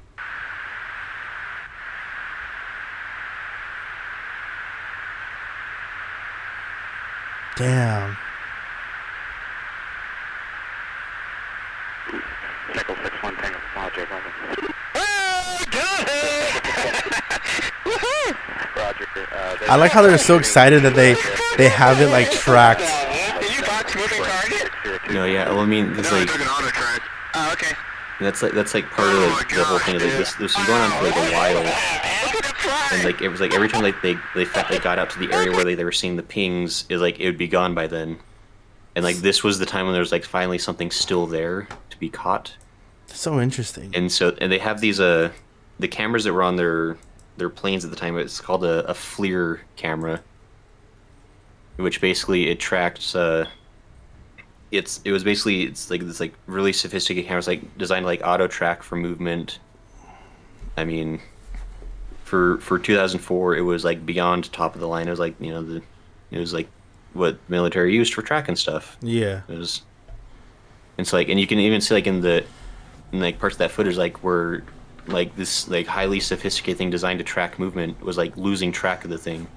It had like readjust every now and then to like get back onto it because like it was moving so fast and turning on a dime. And I don't know if that in that video showed it, but like because there's a couple of videos like this incident because there's a couple of different planes up there at the time. Yeah. And there's one of them records the thing going into the ocean, and that's when it disappears. Yeah, it kind of showed it like diving into the water, and it's still kind of trying to track it through the water, but still losing it because of the amount of speed that it's going. Yeah, but that was like kind of the whole encounter, like, and finally like I think like it pinged up a few more times, but then like it finally stopped, and that was kind of like the end of it, sort of, and it became like this like classified video. Like the pilots that were involved had like they were sworn to secrecy at the time. And then in 2017, like I don't know how closely you follow UFO news, but in 2017 there was a big hoopla because the New York Times published an article where they had like somebody had leaked this video to them along with like some documents proving that the government has been looking at UFOs. They like 60 years they've been saying, there's no such thing as UFOs. That's crazy talk. Don't worry about it. Turns out the whole time they were absolutely studying UFOs and like getting videos like this. Like this is like the most famous one because it came with that article. And then like in 2020, because people kept going back and forth, like, is this real? Is this fake? And the Navy, I think, made an official statement like, no, yeah, this is a real video. Wasn't supposed to be leaked, but it's out now. It's a real thing. We don't know what it is. Like, and so it's like, and there was even like I think just last year there was a report that like a special task force was formed like inside the government to like study like this film and a bunch of other stuff. And they released a report last year where they kind of like condensed all the information they'd gathered, and basically came up with like, yeah, there's weird stuff going on in the sky. It's not us. It's not Russia. It's not China. We're not saying it's aliens, but it's nothing terrestrial. Interesting. That whole like, but. I was gonna ask, do you think most of our modern technology, like what we've been able to accomplish in such a short time, because if you think about it, we've accomplished so much in so little time. Do you think a lot of it is could be reverse engineering things that we might have found, like maybe wreckages, maybe just seeing like even like this video? Do you think some people might have like re-engineered something, just thinking like, okay, so it rotates in this direction, but it's able to like do this? You think that's how we've been able to model certain our airplanes and stuff like that for like aerodynamics and stuff? I mean, again, like it's not impossible. I'm very on the fence when it comes to those stories of like Roswell and like like UFO crashes. Yeah. Like just in general, that seems like a really just like incredibly unlikely thing that like a very advanced race could get all the way to our planet, but then they don't know how to like not hit the ground when they get here. Well, but I think I think it's tough because I think there can be miscalculations. Maybe they miscalculated the trajectory. Maybe they miscalculated how much the gravity would take at a certain like altitude. Like I think for God's sakes, there's moments where miscalculations happen, and we have like a group of people for like our air forces or military that are like, oh, we miscalculated that, and like that's what caused this to happen. That's what caused that to happen. It's literally just small. It's just small number, small margin that can have these incidents happen. So I wouldn't put it past like for especially like advanced beings like this to have a miscalculation at time, because again, I mean, it's a being at the end of the day. Right. I mean, I guess that's true. Because I mean, there was that whole kerfuffle. What was that? 15 or 20 years ago, I guess now, but that there was a probe we launched at Mars, and they ended up missing by about 200 million miles because somebody forgot to carry a decimal, and they were converting from standard to metric or something. Yeah. And so that was about $1 billion or some stupid number that was wasted because somebody, like, errors, errors happen. But When we talk about aliens and stuff, because I always have fun with this, because I like to think that do you think there's a possibility that we are like, I wouldn't say kind of like not that we're created from aliens or anything. I think that, I mean, we can argue that up and down in logistics, but do you think that some of our DNA perhaps maybe comes from alien, and we just got implemented like with, we were already originally primates. We were, life exists, it finds a way, but the sentient life that we know now came kind of from like an alien possibly putting their DNA or mixing their DNA with the only life on the planet that existed. I mean, it's not impossible. Honestly, like, something that I actually kind of buy into a little bit is the idea of I can't remember exactly what it's called. It's like I'm losing the word, like meteorite seeding. But the idea like life came from space, like on a meteorite that crashed into the planet. Yeah. And that like the primitive like bacteria and like proteins and stuff that were like still on that meteor was like what triggered the spark of life here. Interesting. Which I can kind of believe that, because I mean, like I don't know, and even like, and there could have even been like something more like intelligently like designed, like maybe like there is a race out there that like that's how they're like seeding the universe by like launching rocks at like planets like that have like viable conditions.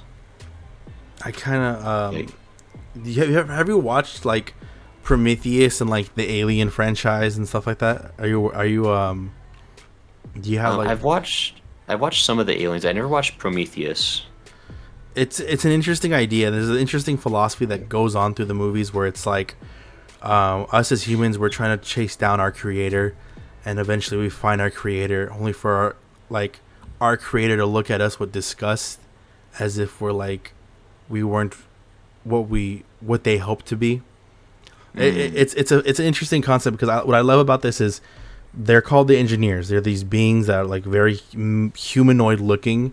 They have they look grayish in skin. They have this and that, but they have they're very much these engineers. They engineer this specific goo that forces DNA to mutate and progress into the next stage, and of course it kind of explains where the xenomorphs come from eventually, that being a very extreme reaction to just human DNA. But I like this idea of like, what if that's kind of what we were, like an experiment that just took off on its own. Like we were just a controlled experiment of like, okay, let's mix let's see what happens if we splice some of our DNA with the local primates of the earth and see what occurs. So, and then they naturally see evolution occur. For them, possibly can be like minutes. For us, it's years. Right. And they kind of just observe it through the lenses, and that's what, like, again, if we're I don't want to go back to the dogman argument to like rehash that, but like that could be in a situation in which they mix their DNA with that of a canine or instead of an ape, and like we kind of see this in like different aspects too. Like I hate to use the Marvel argument again, but in Marvel Comics has a explanation for the reason why the heroes don't die from radiation poisoning from whatever occurs. Like there's a reason why Spider-Man doesn't die when he gets bitten by a radioactive spider.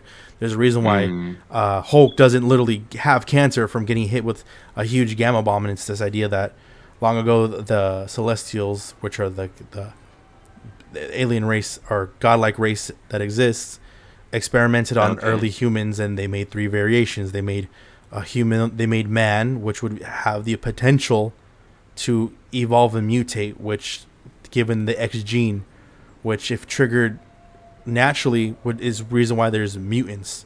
That's where Homo superior ends up coming from. They made the Eternals, these kind of perfect angelic beings that are not really from ape, but their own construction, and then they made these deviants, which are these like failed experiments that are just failed experiments. Thus, like the reason why, like the Hulk is like able to survive is because it's a forced trigger of that gene. It doesn't naturally take an effect like it does for the X-Men, who that is the natural evolution. Their evolution is taking form then and there. But for like certain people, like Spider-Man stuff, that's a forced mutation. So it's not necessarily a natural mutation. It's a reaction of survival. It's like it triggers to keep you alive, rather than triggering to evolve you to the next stage of man. So like, because there's a lot of interesting variations in our DNA. We have a lot of kids. We have a lot of interesting people being born with certain advantages or certain like mutations that are very interesting, that can have a whole topic to themselves. But it does raise a fact of like, is that where we possibly have this? Some people can see better in the dark, some people this, because DNA obviously like everything with evolution is just so powerful. Put enough stress on a person, they adapt to this. Put enough stress on this, so you put them in a higher climate, it's harder to breathe, their lungs become bigger. Like it's so malleable in any situation. So it makes me think, like, are we possibly a controlled experiment?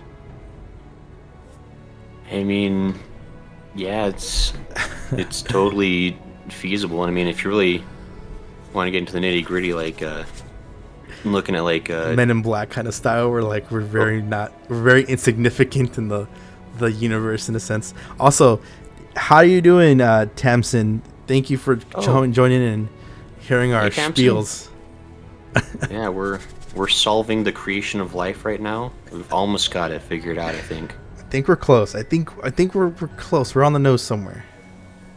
Yeah, I mean, what I was gonna say though is like the idea of like gods, like, I mean, because every culture has like some kind of godlike being that created them, right? Yeah. And I mean, and there's that whole thing like, any sufficiently advanced species or like any sufficiently advanced technology is like basically magic as far as the more primitive side would be concerned. Well, I think it's like, is for the Sumerians, like the Sumerian origin story has an interesting thing. I remember the Sumerian origin story is where we essentially adapt for Genesis in the Bible. Is like, if you read the actual Sumerian origin story, it said that the gods made man not to like just to make man, but to make an adaptable being, something that can adapt to any situation. It's the idea of like, it needs to be we need to make a creation that's malleable enough to progress. If it needs to climb a mountain, it'll climb a mountain. If it needs to do this and that, and they almost kind of state like they made the very thing that they were afraid of something that would eventually overcome them. And I like to think maybe that is what we're kind of showing as progress. Is we're showing how terrifying your Frankenstein's monster can be. We're very much the Frankenstein monster of the gods, and they're very much seeing this and going, wow, like, it's insane to see how powerful, how much they're able to overcome with, like, with the conditions you put on man. Right, yeah. Because if you think it's a terrifying thing for a creator to hear, like, to make, we wanted to make something that would eventually overcome us, and there is a huge hubris if you hear that as the creation, that we're meant to overcome you, and we will do it, and we will essentially, to quote Nietzsche, we will kill God in order for us to progress and eventually become the new gods. Right. It's a whole this whole thing is just like Yeah, I mean, it can go like all kinds of like directions with it, but it's really interesting to think about, like, Because I mean, and at the end of the day, we just don't know. Yeah. Like, there's the conventional theories, which are, I mean, just they're not really better than a shot in the dark either. They're just, this could have happened this way, but yeah, I like to think it's like fun tangents to kind of discuss, especially with what we have what we have to go off on, which are just stories and fables and stuff. Like, again, like they always say, like every good story has a little bit of truth to it. No, yeah, exactly. There's always there's a kernel of truth. Yeah, it's so interesting though. So like I said, so many things like this can been reported or been like discussed in different texts and different things, and we are just left to be like, behold this, or transcribe it in a way that at a time most men probably didn't know how to transcribe these beings of light. Or like, because I've always had this idea of like, people were like, oh, what is God? I was like, God's probably an alien, dude. Like, if you want to be real, this extra dimensional being. They're like, but it's so mystical and magical. I'm like, I guarantee there's probably space magic. I guarantee, like, it's not an insane concept to believe that you can to be able to use energy and manipulate it in a certain way. Like, I think one of my favorite things, one of my favorite comic books is Doomsday Clock. It's the Watchmen versus like the Justice League kind of thing. And when Dr. Manhattan, he's breaking down every superhero's powers, he looks at the magic wielders and he kind of breaks it down. He goes, you guys are just manipulating matter at such a minute level that you call it magic. You're just warping reality into a way that you're at your level, you're able to shape it to that degree. You're able to, quote unquote, push the algorithm to work for you in that way. It's right. So minute, it's laughable. And imagine hearing that from a person who's literally like almost a god. Like, well, Dr. Manhattan kind of is a god. He's literally just an atom itself, I think. But right. I mean, he perceives everything in so many different variations of before, after, and present. So it's such an interesting concept to think that like people are like, but there has to be something magical to faith. I was like, there could be, and guess what? You can explain that. Like, you can probably explain that in mathematical statistics. I think I'm trying to remember who says. I don't know if it's Plato, or no, it's Pythagoras. Pythagoras said like mysticism, music, and mathematics are very much all intertwined. It's very much the same thing. They're interchangeable. You can. It's the same concept. So it's not impossible to kind of bridge the idea of like. I know a lot of people who believe in religion want it to be more mystical than anything, but there can technically be a mathematical explanation for it, and there could be a simple, just chalk it up. Oh, it's magic. It's space magic. Whatever. Space Jesus. Whatever you want to say. Right, and I think it's like, especially like with religion, what happens is, I think, is that like all the terminology gets like such a specific feel for people. It gets deified. Yeah, so like you start like, and like, I mean, and some of those words become practically nonsense because nobody has the same definition of it. Yes. Like, I don't think any religion can agree what the definition of God should be, which is a big problem with why we always are fighting. But I think it's interesting to say, like, if we all have experienced the quote unquote the gift of the gods, it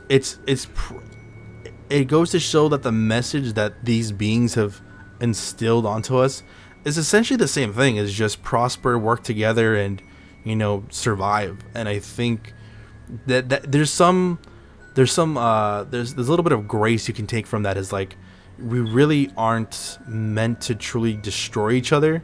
We're meant to work together as people. There is that kind of like, if you guys do it together, maybe you guys will get the true answer that you've always wanted. But I think it's kind of like the double entendre of that's freedom of will, is which one of us deserves it more than the other. And I think that's why, like, we don't have too much contact with, extraterrestrials or anything like that, is because there's the Schrodinger's box or Schrodinger's cat theory. Like, it's uncertainty of what we really are. Are we really meant to work together, or are we meant to destroy and let the strongest survive? We're not uncertain which one is the truest answer, but we're probably, that is the experiment in itself can be observed through the creator lens, and I'm saying creator, whatever it be. Right. Oh yeah, I mean, it's. I don't it's think we real expected to go this deep, but we're really good. No, yeah, I mean, this isn't like my favorite stuff to talk about. Though, like with the I guess the paranormal is just like it's like if when you really get down to like the nitty gritties, like this is. I mean, you're even kind of like we kind of started getting into it, but the idea like all this stuff kind of like seems to be like connected in some way we can't understand. Like no matter like how wild, like all these like seemingly different things. But and everybody always like wants to like separate them out into different buckets. You know, you can't. There's like the Bigfoot bucket, and there's the alien bucket, and there's the Dogman bucket. You know, don't mix the buckets. Like. Yeah, I never understood why people don't want to mix them, because they keep being so much coincidental around each other that it's almost impossible not to. And I think like we have certain media that's kind of prepped us for understanding it better, like Marvel comics. I keep going back to Marvel. But it's kind of just the truth. Like Marvel. Yeah, I mean, I'm a bigger DC fan, but it's kind of like how Marvel has shaped the universe, in which like, how do you explain these old, powerful, godlike beings from the old age? Well, I mean, are they possibly just different species of like of an alien race? Asgardians themselves are they're very much alien. I mean, they're not. They're alien. Yeah, they're aliens. They're aliens. They have a different physiology. Look at people like Superman. This is a being who very much is similar to a man, but their physiology just happens to be amplified and personified as godlike, messiah-like, in a world that their skin is able to absorb the yellow sun radiation that gives them tremendous amount of power, like god level amount of power. And you can really just play with that like that for so long. Of like, is it really crazy to believe that that is what we have going on in our day in lives? Like, well, what if magic exists? That means aliens can exist. Why? That doesn't make a lick of sense. That, of course, if magic existed, we can probably explain it in a scientific way of like, it's just energy manipulation. That's really what magic is. It's just manipulating energy in a more physical area, which is you using your own energy to manipulate it, or you're channeling something to manipulate that same energy. And it's not crazy to believe that a alien species from a different world can do it on a level way better than us. Right. Yeah. I mean, consider like the rate our science is evolving. If some other species has even had like 1,000 years head start on us, let alone like the ones who are like millions of years ahead of us. Well, Tamsin makes a good point too. They said that our people, like the ancient people, could have interpreted higher level technology as magic, and I can kind of agree to that. I think there is an idea like the second we decided to make technology, it's because technology we make for convenience sake. If I have to make fire using my own energy, focusing it and constructing it like with magic, why would I use my own energy when I can use the nature's elements? I can light a fire or make a small flamethrower or something like that. I'm not necessarily wasting my own energy anymore. Now I'm using what's around me and constructing that same thing. It's like it's more convenient and less energy wasting if I make a flamethrower than conjure magic fire. Oh yeah, I mean you think about just like the idea, if an ancient civilization, saw even if you just pull a cheap Bic lighter, that would basically be wizardry to a caveman. Yeah, high level wizardry. You reach into your pocket and you pulled out a tiny spark of fire you're just holding in your hand, and Like, and just like, and there's just like so many other things. That's why you see like in a lot of those like old like ancient works and stuff, you see like they always describe things in like kind of like really strange ways, probably just because they didn't have the vocabulary for what they were saying, you know. Exactly. And then, Everything's like flying chariots and like clouds of light, and it takes me back to was it Fingerprints of the Gods? or like Chariots of the Gods. Yeah, Fingerprints of the Gods is another book, but Chariots of the Gods is the one I think that the people from Ancient Aliens use a lot of. Like, they use a lot of texts from that, and they really elaborate more on those passages. But yeah, it's Close really likes that book. But it's those ideas of like our primitive mind can only like decipher so much and explain it in such a way. Like, what did you see when you went up to the stars? I saw a being who spoke to me but didn't really speak to me and told me to write this down. Okay, what did he say? Just these simple rules. And like again, when you break down these passages in the Bible and all these other fables and stuff, it honestly sounds like it's a controlled experiment. It kind of sums up like it's like we're putting the rats in the maze, and except the rats have somewhat sentience and know exactly what to do, or we're giving them stipulations to kind of study them and see where they go and stuff. Right. Because I mean, if you want to get into like, sorry.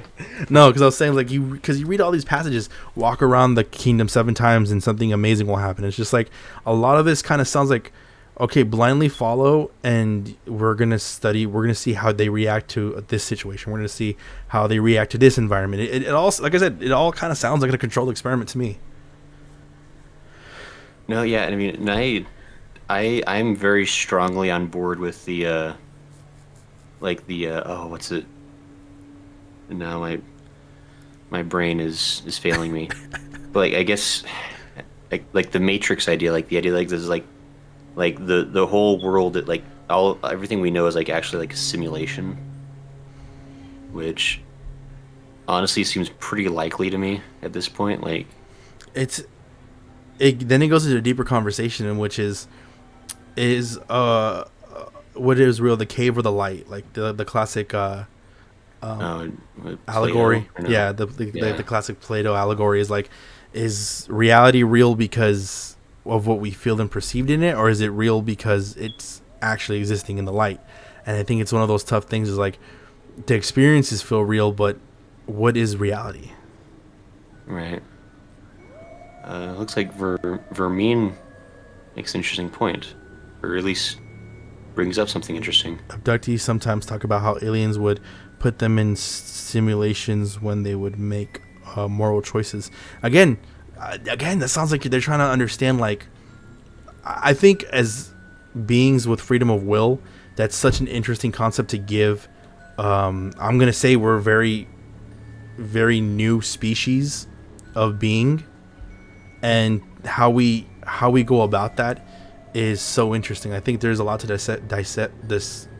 decipher from giving the early a very new species of man, or a new species in general, this freedom of will, and seeing how far they come, what they do with it, their moral choices. Because I think morality is something that us as a species created. I don't think when you're a god you'd think, oh well, some people die, some people don't.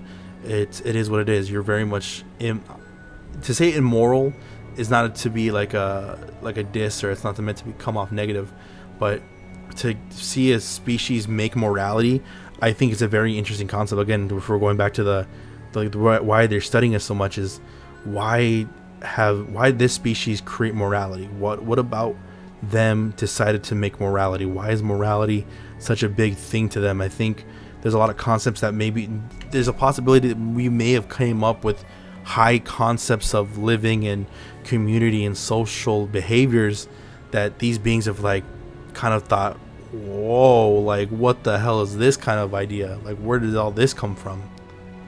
Right.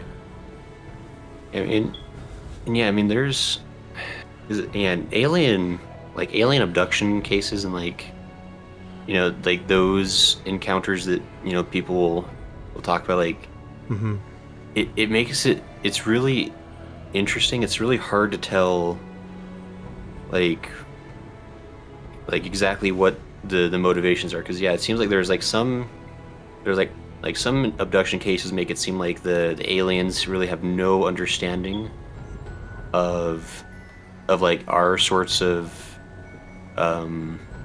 like morals and ethics. Like Yeah, they our don't understand concepts. it. Like they don't see the problem with like yoinking us out of our beds and taking a few blood samples. They don't understand why we're always freaking out about it and getting mad. Like, oh, there's Yeah. just a couple of blood samples. Come on, guys, calm down. That made me laugh. I don't know why. Oh my But like, gosh.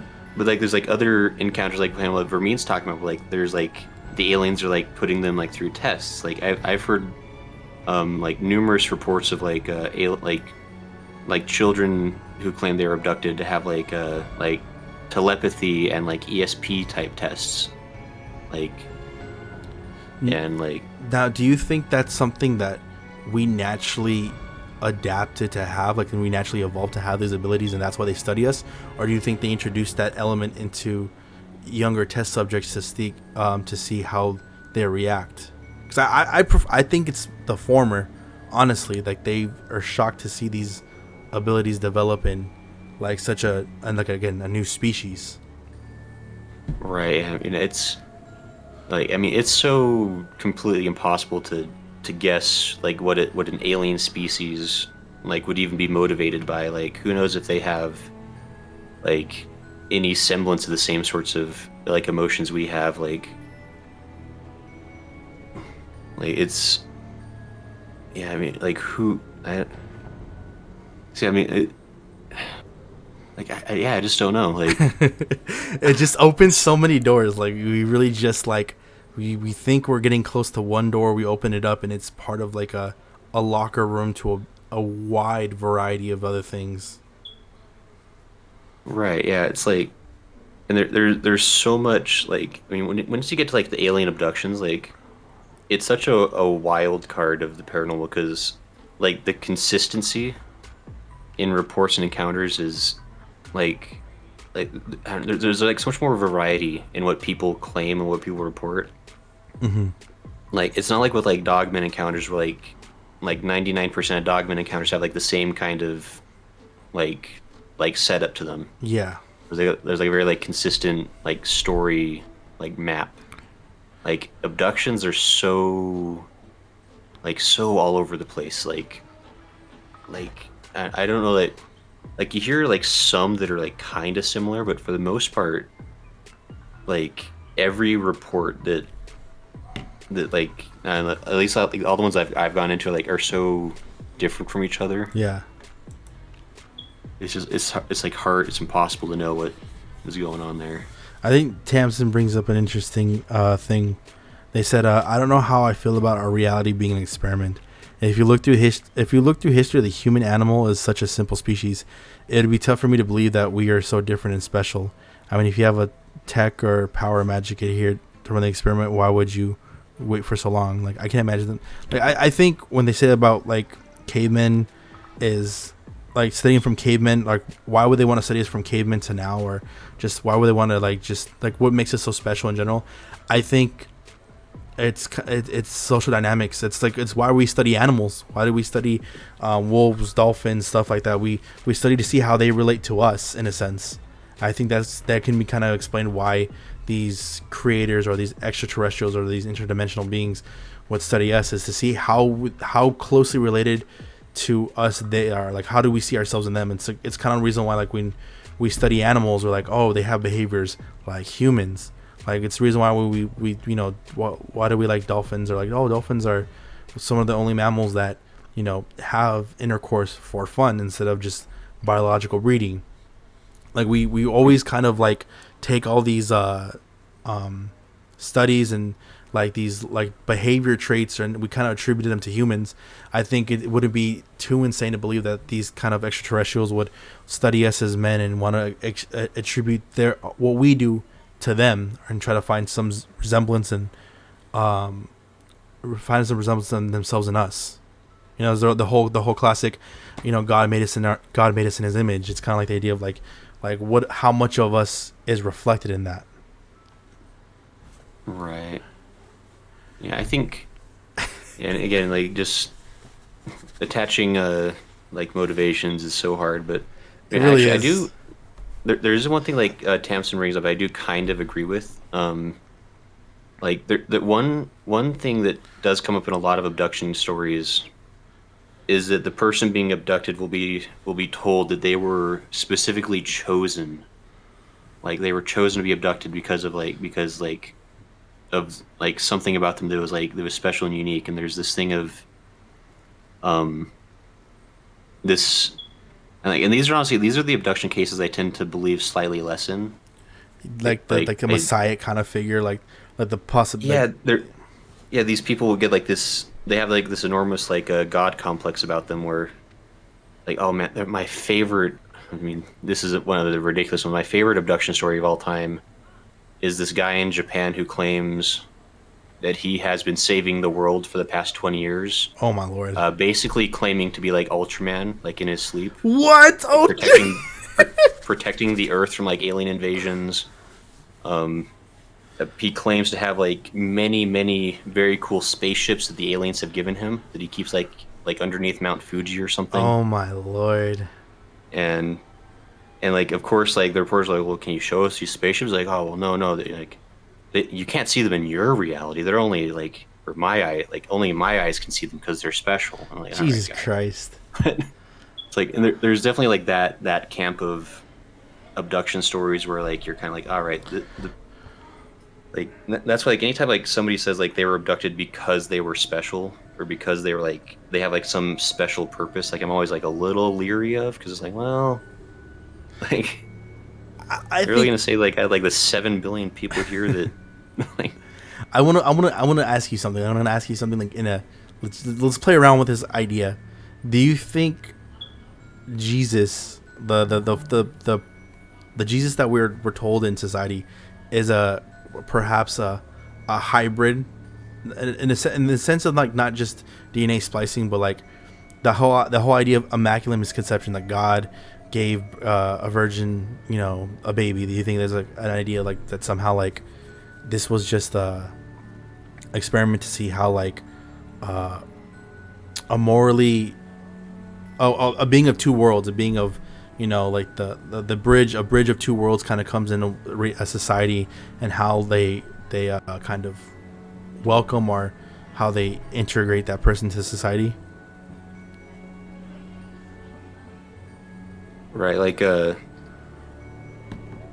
you're saying like I don't want to like Jesus. yeah, I wouldn't say it in a certain sense, like it's kind of like this is so horrible, no one come after me, but it's like the reason why like you know, house slaves are usually because the master hooked up with one of the slaves and the child is his, so he decides because it's a fair complexion he's going to allow it a little bit more freedom, a little bit more leniency than the other ones.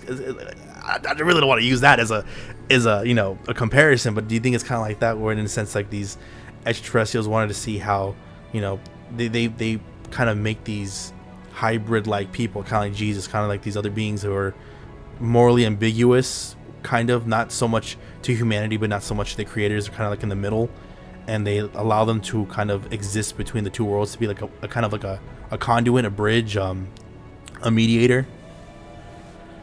Right. I will give a very careful perhaps. We have to be very careful here because we don't want to. Yeah, like, I mean, because again, anything is on the table, and I you know, I have my own. This is all open discussion. Like, we're not saying what we're saying is true or not. It's just conversational. It's just conversation topics.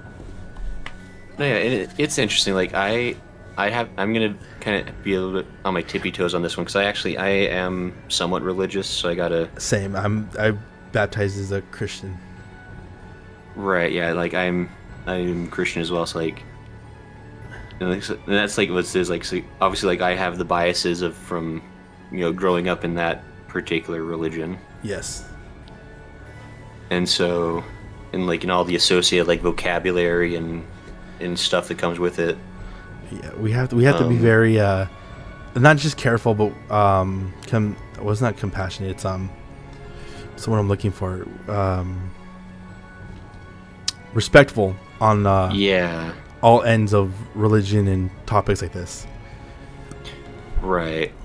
Yeah, because it is interesting. I personally do believe that, like I think a lot of religions are quite close in terms of what's really going on. I don't know that any one in particular is 100% on the mark.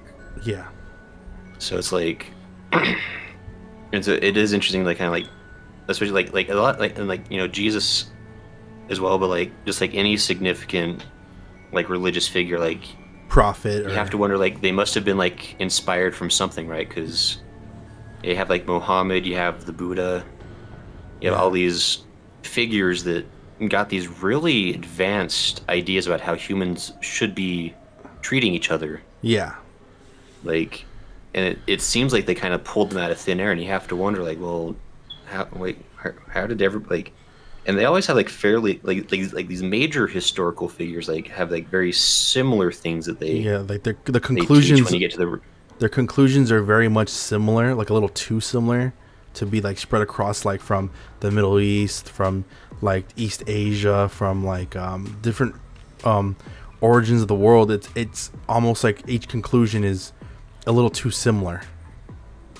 Right. So it makes you wonder if like it's like, I wonder if this it's maybe like kind of pointing towards like one common like Commonality. like creator, like like there's like something at the root of all of it, because you go back like thousands of years. Like I think like Sumerians are like one of the earliest Civilizations that existed. Civilizations with religion and mythology, and everybody's always like, oh yeah, every other religion stole from the Sumerians. Like, well, maybe they're all just coming from the same thing. Like, I don't know. Like, maybe the Sumerians got their ideas from something else too. Like, who knows what was good before them? I They mean, didn't have writing back then. We all tell stories of these men who were able to do like these almost supernatural things. Is it Mesopotamia or no? It's Babylon. Is Gilgamesh, and Greek mythology is Hercules, and Christian mythology it's Samson.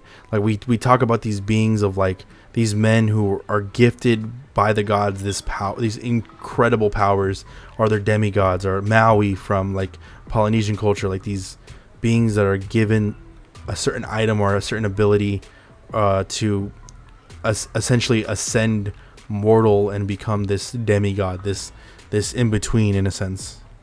Right. Yeah. It does make you wonder, like, because again, like, obviously, like, especially like with these like the very old legends, like, things may have exaggerated or changed a little bit, but there really could have been something at the root of that legend. Like there was somebody who was maybe quite exceptional at that time. Interesting. Very exceptional beings. Like, and it's just, who knows? Like I desperately want time travel to become a thing, because I'd be fascinated to go back in time to like see some of the stuff that is supposedly like been reported on. And I just want to give a big shout out to Chanel Senpai. She's rating me with a party of 5. Thank you, Chanel. I love you so much. Mwah. Thank you. Gracias. It's so kind. What a nice thing to do. They came into a whole conversation that is a lot to unpack. All right, everybody. This is the day we're all going to work together, combine our human ingenuity. We're solving life. We're looking to the supernatural, and I would argue we're going to the supranatural. Yeah, we're really getting up to like, we shot up to like creator level pretty quick on this. We did go to creator talk, man. We definitely went to like this idea of the engineers, like these forerunners, these like above like what we would call aliens, these beings of like who are in charge of like a larger plan or a larger idea in a sense. Right. Yeah. Like I mean, I guess for everybody hopping in, we've been talking about like yeah, just like the nature, like possibly like where we, mere humans have come from, like what may have been the source or the start of it. Like, obviously there's the boring conventional ones you can talk about, but those aren't fun to talk about. Yeah, Like, we talked about ghosts. We've talked about a lot of these like interesting things, and if we wanted, like, because if we wanted to tie everything together, when I think of people ask like, well, how do ghosts play into like this idea of like these alien things? Like, you have to remember, energy has an imprint. There's a reason why like we can imprint our energy on something. It's not so hard to believe that like a semblance of our energy can like stick onto something and really exist there for like longer beyond our afterlife. And I wouldn't put it past like that's something that can be recorded or even like possibly even jot down, where like if you have a favorite guitar and you play it for years and you die, like it's not uncommon to believe that a piece of your energy still like resonates on that guitar. I don't know if you've ever what is it called? Have you ever seen the anime Hunter x Hunter? oh, I keep hearing about that one, and apparently I really have to watch it. There's Everyone says. there's an ability. The energy, the power based system is called Nen, but there are people who naturally learn how to channel it in a in a combative way or like in a hunter way. But there are people who unknowingly, by doing something they love, by just by being in something that just grounds them in this like true like euphoria, they're able to kind of unintentionally put their energy into something. And I think it's very much like that, where like there's a whole big cosmos of the world, and it doesn't take away if we look bigger and outward that there's also stuff inside of us that is equally as expanding as the outside galaxy. Right. Yeah. I mean, I don't know. 'Cause the universe is enormous, and We're a part of and it. we don't know like the thousandth of a tenth of a percent of any of it. Like, we barely know like 5% of our own planet. Like, even 5% is probably generous, but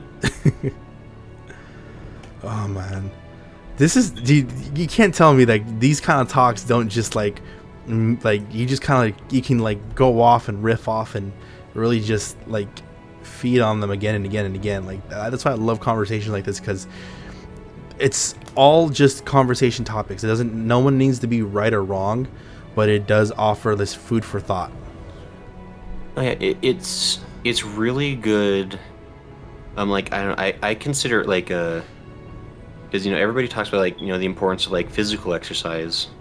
Yeah. But I think it's really important to have like mental exercise as well. That's why I love talking about these really out there topics that are like maybe like really hard to believe, but like I don't like stretching your mind and just kind of like considering them. Like, it's really good for you, I think, because I think we often get very close-minded and very comfortable with how we see The world. around us and people Yeah. around us. And I think that closed-mindedness really is a big source of a lot of problems on the planet. Like, I think it all comes like, I don't think it's a accumulation, but I think it's the idea of like existentialism, and especially like horror of it, like where does it end kind of thing, that scares a lot of people. Like do you know the idea of like cosmic horror? sure, that's like the Cthulhu kind Yeah. of stuff, right? It's like if everything is like beyond these like this just unconceivable like preparations of reality, like we're essentially just a dream.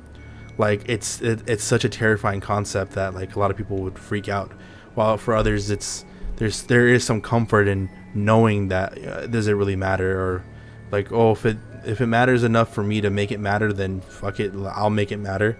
Like, Right. it's so interesting. I think a lot of people get scared because, I mean, it's kind of like when you're swinging on a swing and you get a little too high, you kind of like psych yourself out, and then you think you're gonna fall, so you kind of just want to like come back down and not even go back on the swing. You want to just come straight down and not have to jump. While there's people who are like, they're swinging on the swing, they're going high as possible, and their ambitions are, I want to jump and see how far I can land. Right. Yeah, I think, I don't know. It's fun. No, it's fun. we just been going everywhere, man. We've just been going through. We're not even high. That's how crazy this is. This is all sober talk. Yeah, we're high on our own product, as my mom would say.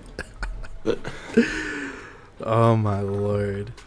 Oh man. Do you have anything else we can go off of? You have one more video. You have the Fresno Nightcrawler. Do you want to get into that? This could be a fun one maybe to end it on, because this is kind of just like a light and silly thing. Interesting. I'm interested because I've heard about Nightcrawlers before, but it's like this weird, like, I don't even call it humanoid, but it's this very like two appendage figure. But I'm interested to see what this is. Yeah, this is it's a couple of like security camera footages like kind of stitched together. Okay, it is the one I was thinking of. Oh, I've seen these before, or not seen these before in real life, but you know what I mean. Like I've been made aware of these kind of things before. Yeah, it's this has been a recent favorite of mine because it's so it's just weird.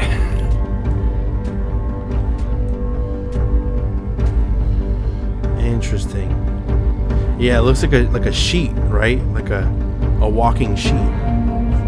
Yeah, like it's one of those things like this first video especially like is like quite a bit clearer than the second one, but it's just like a weird looking like I mean like it looks kind of hokey and fake, but at the same time like it's also like it's hard to envision like how like it's a human doing it, right? Like there's not enough space up top for there to be like a human torso hiding in that. Yeah, and then you see like the small little thing with it. It's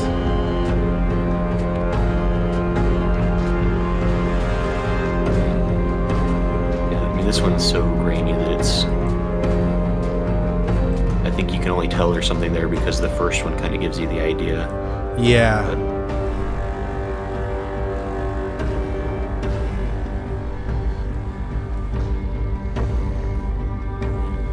I have my own thoughts about these things, you know that? yeah, sure. Like, what's going through your mind when you see something that looks this wacky? When I see stuff like this and like the gnomes, or in like Filipino and like Latin culture we call them duendes, like these kind of these cryptids, like these kind of like things, I think they're very much just they're spiritual manifestations. In a sense, like just like there's fairies, there's pixies, there's sprites. I think a lot of these same things are very much like that. These are just like the fae, yeah, just that whole category of just like the I guess basically magical, but maybe just not understood. Yeah, like there's like if we had to like put them to like an ecosystem, they're very much just they are a part of an ecosystem, like in a forest, or they're very much like have had established ecosystems that have been taken away, and because they've been taken away, like they're not seen as much, or their numbers are reduced, or something like that. Where like, you know, we make folklores based off of what they could be. We we Disneyfy them, and et cetera, but like it's kind of like the reason why when I go out to like a forest or something. Somebody always asks me like, why do I always want to, if I go to like a woods area and I feel like that I'm being watched, I always leave like an offering. They're like, why do you leave an offering? I'm like, it's just good to pay respects to the spirits around you. You don't, I think a lot of people hear spirits and they think, oh, ghosts, humans, right? I'm like, it's a little, energy can turn into, energy itself is so malleable. It can become and personify almost anything. We don't even know what it can be. Like we have to be open to the interpretation that it can become like this little forest sprite. It can be like this giant like grizzly looking beast, possibly like a Bigfoot in a sense. Like these can very much be spiritual like beasts or spiritual beings that manifest in a way that is just different than we can perceive. Right, yeah, and it's like, and I think like in English we really don't have like a very good like umbrella term for like this kind of stuff where it's like is it like, you know, not quite crypt. I mean, I guess here like this is listed as like being cryptid. Yeah, like But like for cryptid, you always think of like a very physical, like an animal or something very animal-like. And then yeah, spirit is like that's the ghost, that's the dead people. like yeah, I think like we kind of like just don't know how to decipher it really. So we could either jot it off to either monster category or we call it something else when it very much all could be spiritual beings, and like fairies, fays, jinns, all these different creatures across like mythology. Like we know we personify them as different things, but they very much could be something similar, just very much these energy based creatures or energy based life forms that take a different physical form than what we're commonly known for or even accustomed to. Right, yeah, it's fun to like just like look at these things and consider them, and like I mean, I guess I guess the one thing I did want to add about as far as like the Fresno Nightcrawler at least was actually I was made aware by somebody on Twitter there is something like that, like those Nightcrawlers in mythology. Really? At least up in the far north, like the Inuit people of like like super north, like Iceland of Canada kind of area. But there's this spirit called the Ningen, which is basically just like a pair of legs with like a head on top. And yeah, it's like this like weird thing that just like kind of wanders the frozen tundras. Interesting. And so I mean, obviously California is quite a bit farther south of where the Ningen would be located, but it's interesting. There's something that can actually be correlated to like those like weird walking like pants.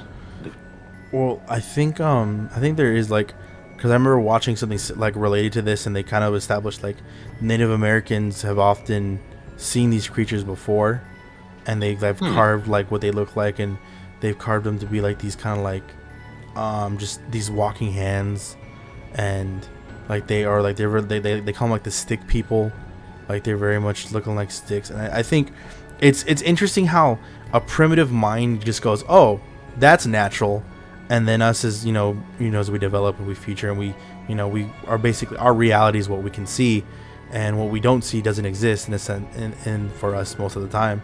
So it's crazy how like as far as advanced as we've become, we disregard everything that we couldn't explain and just chalk it up as like, oh, that just exists. It is what it is. Now we've like, well, I haven't seen it, so it doesn't exist. Right. I mean, there's something to that, like the way we are, especially like in this modern age of science and materialism. Like we're trained to expect certain things and to kind of reject other things. Yeah. Like just kind of like out of hand, like, oh, well, that's impossible because there's no hard science to back this up, kind of a thing. It's almost like we've kind of like pigeonholed ourselves into like, saying like, well, unless it's scientifically proven, then we can't ever acknowledge the potential of its existence.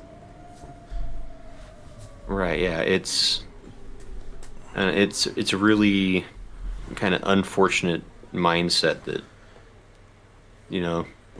is taught to us basically, like, and I think like kids like still have like that, they have that kind of wonder of like they don't know what not to believe in. Yeah. And so that's why you kind of tend to hear about kids seeing things a lot more than adults do. Yeah, it's very much like we've kind of closed off like that third eye, that spiritual eye that allows us to like view through that veil, just because we're like, well, we can't prove it scientifically, so yet, quote unquote, yet, but but until we can, then it does not exist. Right. which is such a backwards way from like how, because like I think people like don't they either oversimplify or don't really understand how science is done. Yeah. Is like science is never proving what's real. It can only prove what isn't true. Yeah. Like the scientific method is systematically proving things false until it's left with whatever it's left with. Exactly. And that becomes a theory or becomes the established fact. There's a funny scene from It's Always Sunny in Philadelphia, and I love it so much because the character Mac is like this very like gun-ho like Catholic man who's also in the closet. He constantly likes to like, you know, poke holes in evolution, and he goes, science lies sometimes. And it's the idea because science is something that has been existing for quite a while, but you know, from Galileo to Newton, like there's all these, you know, previous ideas of thinking, oh, like though, you know, we're the center of the universe. We're not the center of the universe. We're actually the third rock from the sun.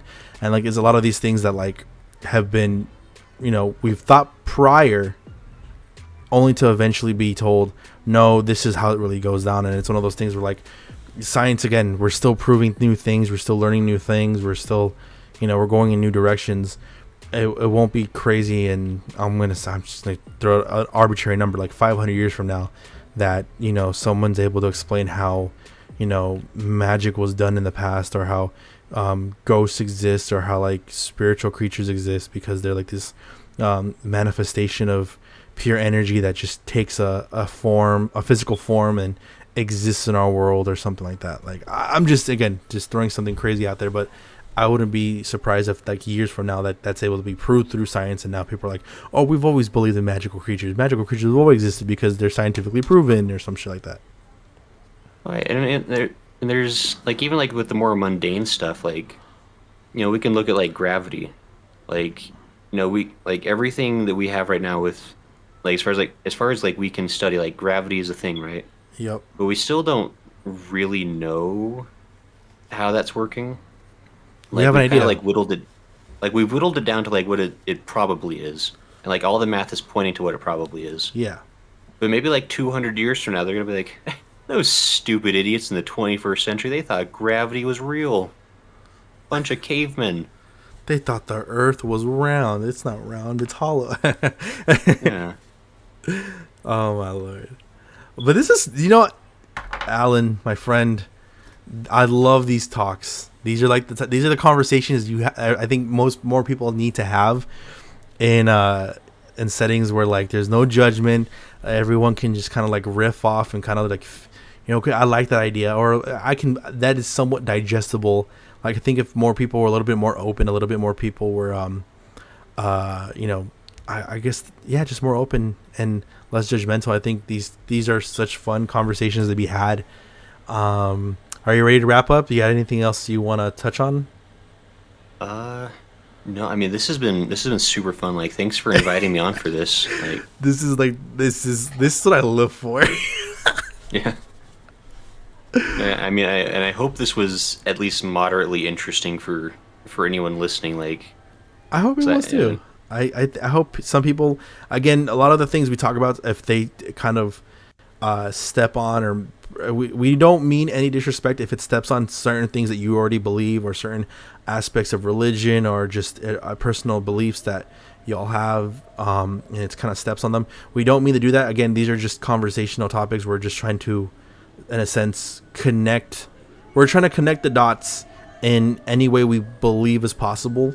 And we respect every religion, we respect all beliefs, and we hope that if you can at least take one thing from it, is the ability to have fun and ask questions of, what if this is the situation? What if this is the situation? Like, just having fun of asking questions and really just playing these things out. No, yeah, definitely. Like, this is all in good fun. Like, and yeah, it's just it's good just to consider things you might not have ever considered before. Exactly. Like, just for the exercise of it. Like, I truly believe, like, it's critical for people to do that. Like, it doesn't have to be like the supernatural stuff. Just like just like going and like learning something new every day is so good for your brain. Like, It's fun. It's exciting. You find yourself reinvigorated by just learning. Like, for example, I don't know what's crazy at. You hear something about like a certain artist that you really thought. Like, for example, like I'm very much a big proprietor to like Carl Jung's like ideas of like the shadow self and the ego. Like a bunch of learning like fun stuff like that really can open the door to many other things. And always just say all the things we discussed about like supernatural, paranormal, extra dimensional, interdimensional things. These are just topics of conversation. I don't get me wrong. Do I believe some of these? I think there can be some. I think there's certain things in there that are fun to like pick at, and there's certain things that are fun to like toy with. We don't have any answers yet, but because we don't have any answers, that's what makes all of this more fun. Is being able to just play with a possibility of what if this was the way, or what if that was the way. right, yeah, it's just lots of fun. That's why I really love the paranormal, because like there's really hardly ever like a yes or a no. There's just like, well, maybe this, maybe that. Why not this? Like, Yeah, I think it's more fun trying to connect all of it together too, because it's almost so a lot of people want to say that's impossible to connect all of it together, but I think that's like part of the fun, is trying to like put the puzzle pieces and get the big picture. right, yeah, I mean, so yeah, this has been just tons of fun. Like I'm always super excited to talk with anybody about this, because nobody I know IRL has the patience to talk about this with me. So Oh man, it's really nice. I understand that too, wholeheartedly agreed. I'm very happy. I'm so happy. Like some of the people I do know who would like to talk about this IRL, they would just go 10 hours straight on what is and isn't, or what possibly could or couldn't be, and conspiracy this, conspiracy that. And I'm very much happy that we're able to just kind of like feed off each other, and we're able to jump off topics, and very much just just have fun with it. I think this is one of my more fun collabs, because it's unorthodox in so many different ways, but it just works so well. Yeah, this was super great. Thanks for inviting me on this. No problem. How are you about to stream right now, or? I probably am gonna like do like a dinner break or something, and then I might be streaming a little bit later on, like in an hour or two. Okay. I'm done. I'm pushing almost 8 hours of streaming. My brain is like, all right, well, you saved your mental capacity for this conversation. Now it's time to rest. So we're gonna go raid somebody very soon. You would just give them a big shout out to where they can find you, real quick.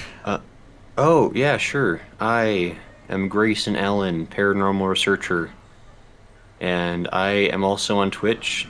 You can find me at twitch.tv/Grayson Allen UFO. Yeah, and I'm also on Twitter. That's where I met up with Papi Wolf. Hell yeah. Like, so you can find me on Twitter as well. I tweet all kinds of silly things over there. So, but yeah, feel free to stop by. I'll be live later tonight for sure. I'm not sure exactly what I'll do. I'll probably be playing a video game of some kind. Awesome. I put the Twitch there, guys. Go and follow Alan, a fucking amazing person to talk with. I don't think I've ever like had like so much like just fun stimulation of just pondering what if and what could possibly be more than today. Like these are some of the things that like make the experience of life, whether it's a simulation, whether it's an experiment, a controlled experiment. This is what all makes it fun. This is what all makes it very much enjoyable and digestible for others to come.